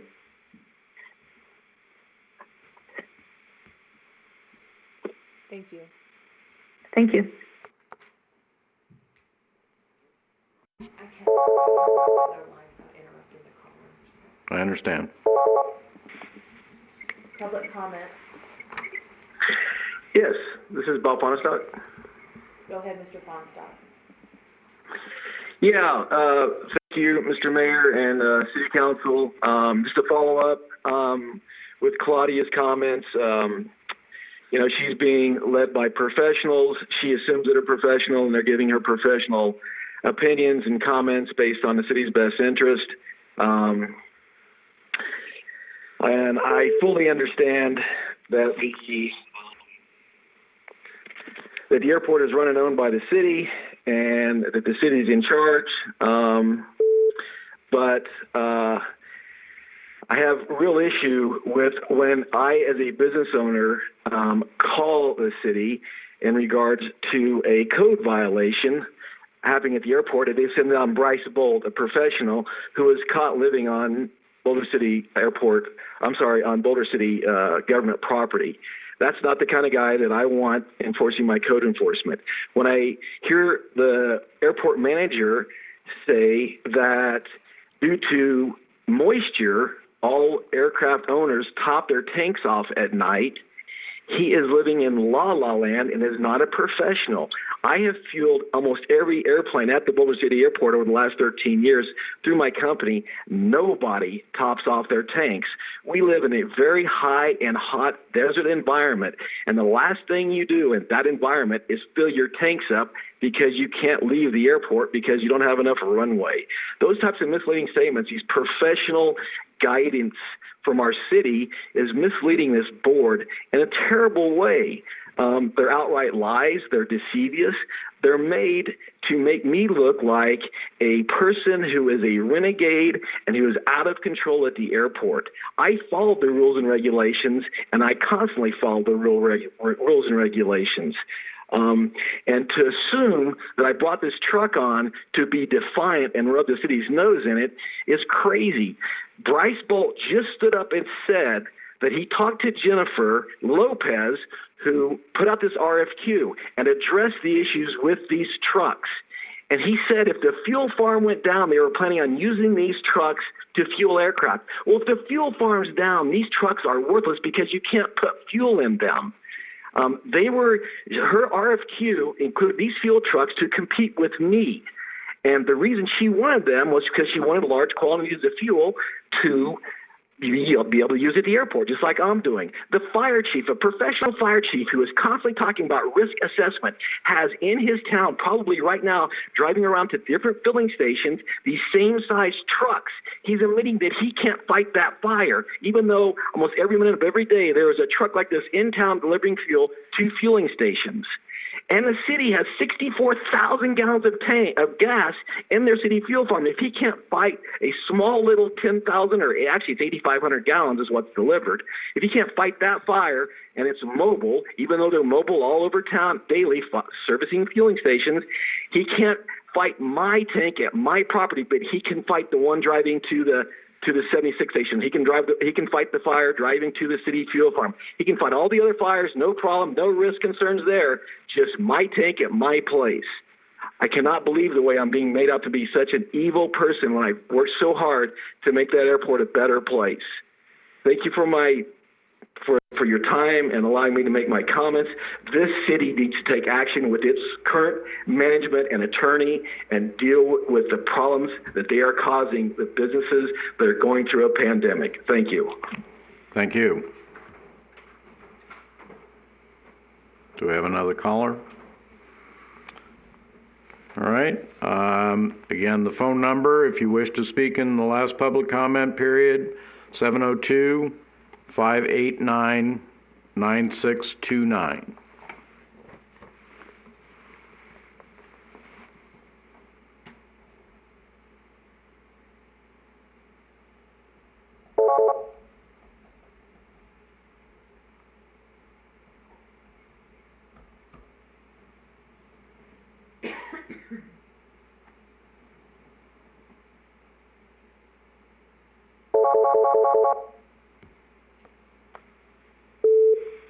Public comment.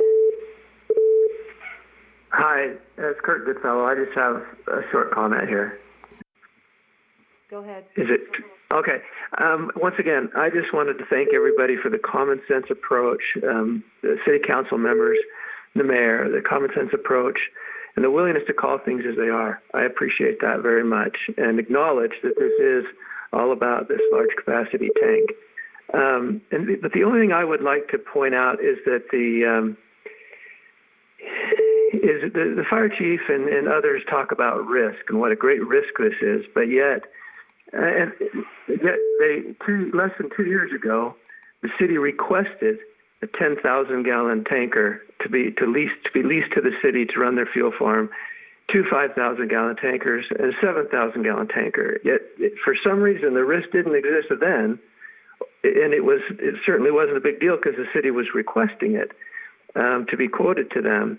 And then when Mr. Bolt says that those were intended for a temporary purpose, I have totally gone over that document, and I encourage all of you city council members to go over that document, that request for proposal.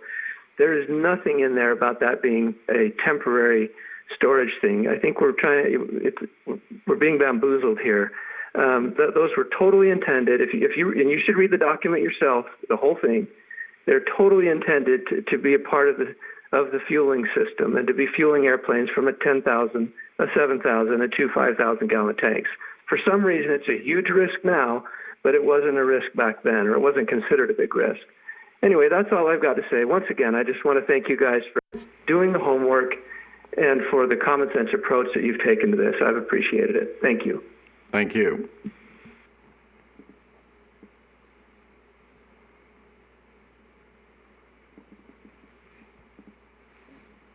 Okay, again, the phone number is 702-589-9629. Public comment. Hi, yes. My name is Clinton Respecki. Go ahead. You have up until 5 minutes. Thank you. Again, my name is Clinton Respecki. I'm the line supervisor over at BFE FBO on the airport. I just wanted to clarify a couple things that were said during this city council meeting. When the airport manager had mentioned that there were 15 mobile refueling vehicles on the airfield, I just wanted to correct that. Between our property, BFE's property, and what Monarch operates on the airfield, there are a total of 9 fuel trucks at any given moment when everything is at max capacity that they would be driving around. The other fuel trucks that are on field are owned and operated by Monarch and or Rainier that are stationed there for special operations, either at the canyon or business matters that they tend to.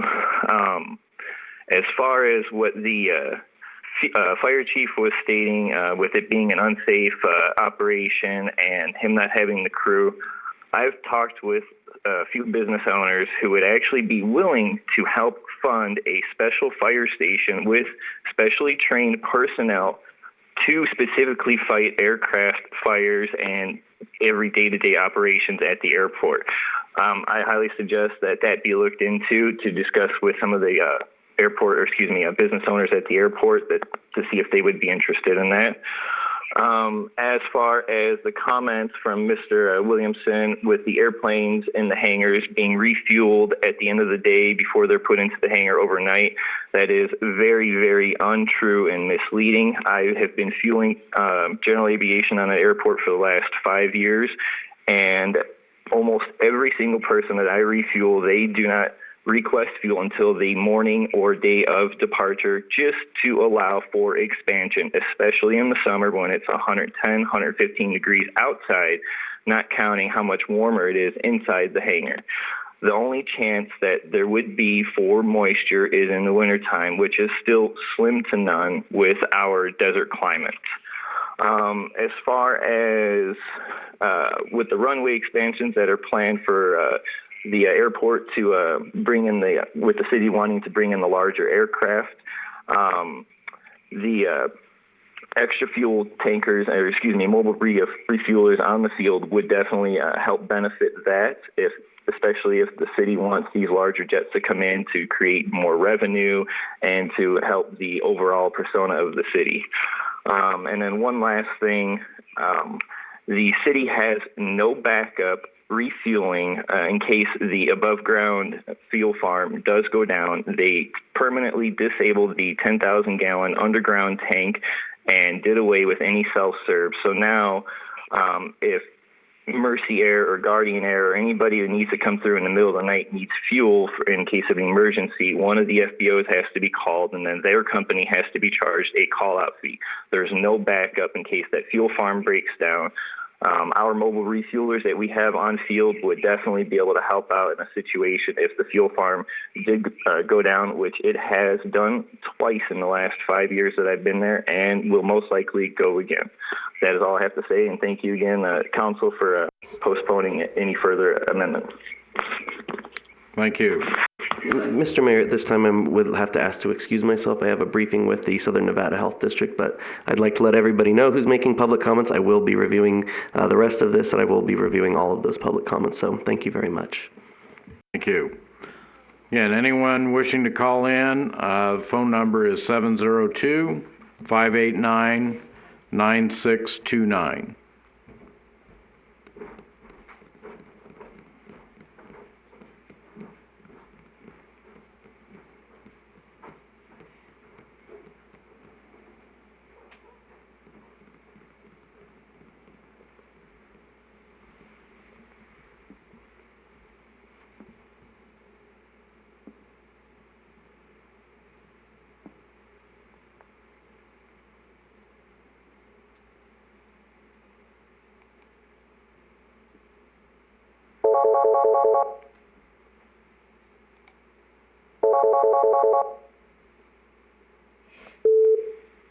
Public comment. Yeah, this is Matt Reagan. I'm on the Airport Advisory Committee, and I'm chairman, and appreciate the opportunity, or will appreciate the opportunity to take information from the users and be able to forward them to the city council. I truly appreciate the decision that was made, and it's not ready to make a good, sound policy. I have to take issue with some of the statements as far as the city manager and the airport manager when they said that they had consulted with the users, and the fact that they didn't consult with the airport AAC, or as in the other public comment, in the earlier public comment, the management from the various users stated that they had never been consulted. So I think that we need to get this on the right foot. We'll get everybody involved. We'll get the users. And so rather than this top-down management edict, that we can really get the users involved and that we can have a document that we can support and forward it to the city council. Again, appreciate the diligence that's been going on in this subject, and look forward to being part of the process to get this resolved. Thank you. Thank you. Anyone wishing to make public comment? Phone number 702-589-9629.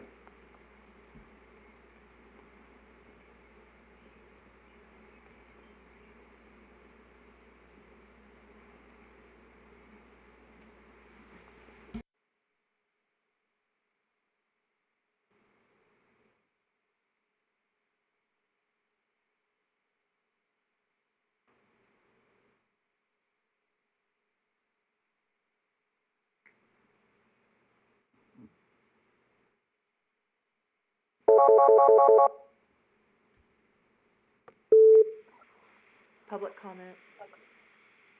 Yes, hello, this is Simon Whiteley with Papillon Airways again. I just wanted to comment again following the meeting today. Go ahead. Thank you. It's Simon Whiteley with Papillon Airways again. I wanted to thank the mayor and the council for making that decision today. I wholeheartedly support that decision. Thank you for putting this in abeyance. It obviously needs far more review. I just wanted to pick out a couple of the points that came through on the documents, of which there's a litany of them. Also, kudos to Councilwoman Fulda for being so diligent in also identifying many discrepancies. That's the kind of oversight we do require here. One of the comments that came through during the discussion was that the CRMVs may have a capacity up to 4,000 gallons, but on a typical day, operator A, for example, may use only 2,000. So what they're saying is that we only fuel the fuel truck to, say, 2,500 gallons in order to ensure we have enough for that day. And then, from what I'm understanding, is any residual fuel in the fuel truck then needs to be defueled, since we're not permitted to store it overnight in the fuel truck. I've got a concern there that now you're potentially putting fuel from a fuel truck back into the main fuel system. What if there's a fuel quality issue with that? If there's a contamination issue, now you've returned it back to the main fuel system, supplying everybody else. And now we've got a contamination problem for every operator using that fuel. I don't quite understand that thinking, that we should just leave that fuel in the fuel truck and let that problem be dealt with by that operator, rather than inflicting the same issue elsewhere. Anyway, I'm sure I'll be emailing the City Council with my list of issues based on this document, and look forward to reviewing it again once we get it before the Airport Advisory Committee. Thank you again for your time. Thank you.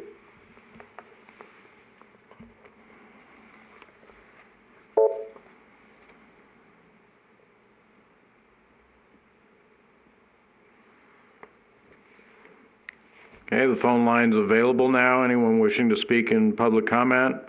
Phone number 702-589-9629.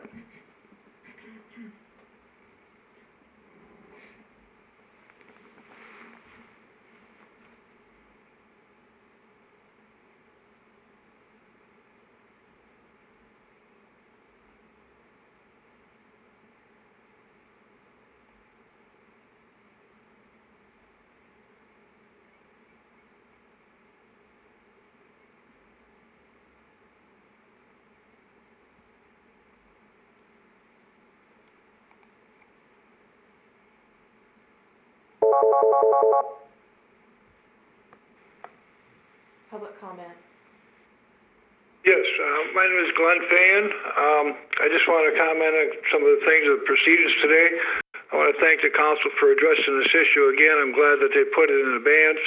I do have some reservations, stuff about our fire chief and stuff like that, stating that he's concerned about being able to fight a fire out there because of that large fuel tank. Again, somebody said it earlier, what about all the fuel trucks and stuff like that running throughout the city delivering fuel to all of our gas stations? Do we need to pass an ordinance that no vehicle over 4,000 gallons is allowed to come into Boulder City? I think it's being a little disingenuous, on that part. I also believe that this whole thing about the emergency powers that the city manager tried to pull off on this, I think is an overreach. It's a power grab, whatever you want to call it, especially with the airport being completely shut down. There's basically nothing going on there. Fuel trucks are in a stationary position. I don't think that constitutes an emergency. Again, I think it's an overreach on the part of the city. Or the city manager to be going after these things at this time. Just my thoughts. Thank you. Thank you. The line is available. Phone number is 702-589-9629.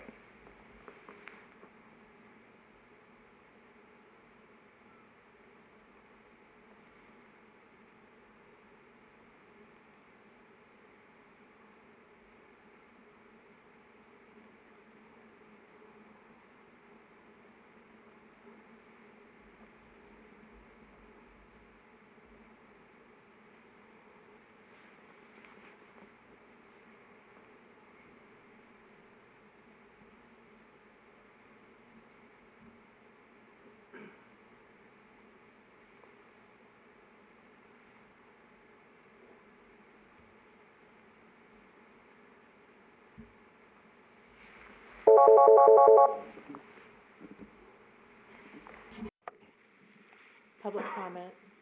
This is Randy Sines from BFE wanting to make a comment. Go ahead, you have up to 5 minutes. This is Randy Sines from BFE again. Just wanted to thank the mayor and the city council for reviewing all of this and seeing all the discrepancy that's in the document. 3 quick points. It was mentioned that top fueling would be permitted for the Parks and Wildlife and other state and federal vehicles. The top fueling via the gooseneck application, which is like an arm that sticks out when it goes down, that has been deemed illegal, so it's not done anywhere in the U.S. The FAA has ruled it as illegal. As far as the fuel trucks go, the volumes, the issue with having an empty fuel truck is the empty tank creates condensation. Condensation gets on the walls. The water, the moisture collects at the bottom. And the issue with jet fuel is you have bacteria and algae growth in the tank. And so whenever you have a small volume of air inside that large storage tank, you have less of a problem of developing water droplets. So having an empty fuel truck for any period of time or a long period of time is you expose yourself to algae and bacteria. It does grow in the seam between the water droplet and the fuel itself. Also, just one quick point on those big trailers we have down here. They're not designed to move large volumes of fuel, like to pump a large continuous volume at one time. They're plumbed specifically to pump into aircraft.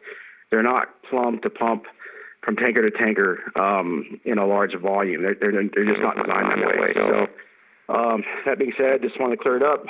Thank you for your time, and we look forward to hearing more in the future. Thank you. Thank you. And again, the line is available if anyone wishes to speak in public comment. Phone number 702-589-9629.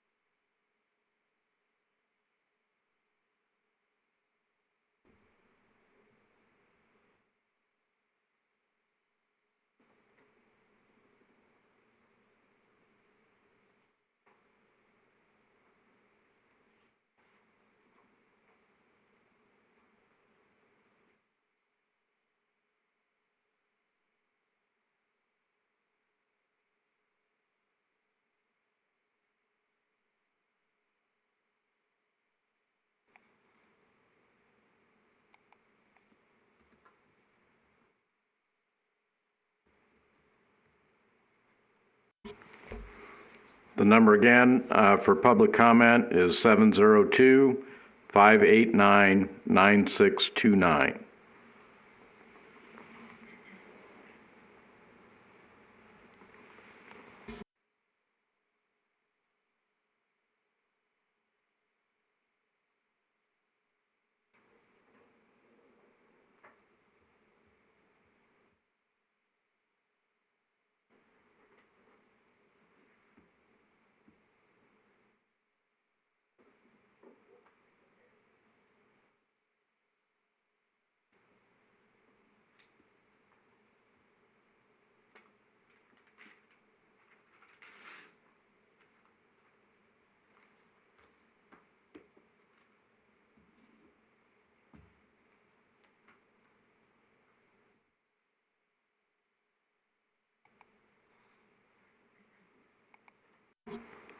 All right, at this time, it doesn't appear that we have any other callers, so I will close the public comment period and adjourn the meeting. Thank you all.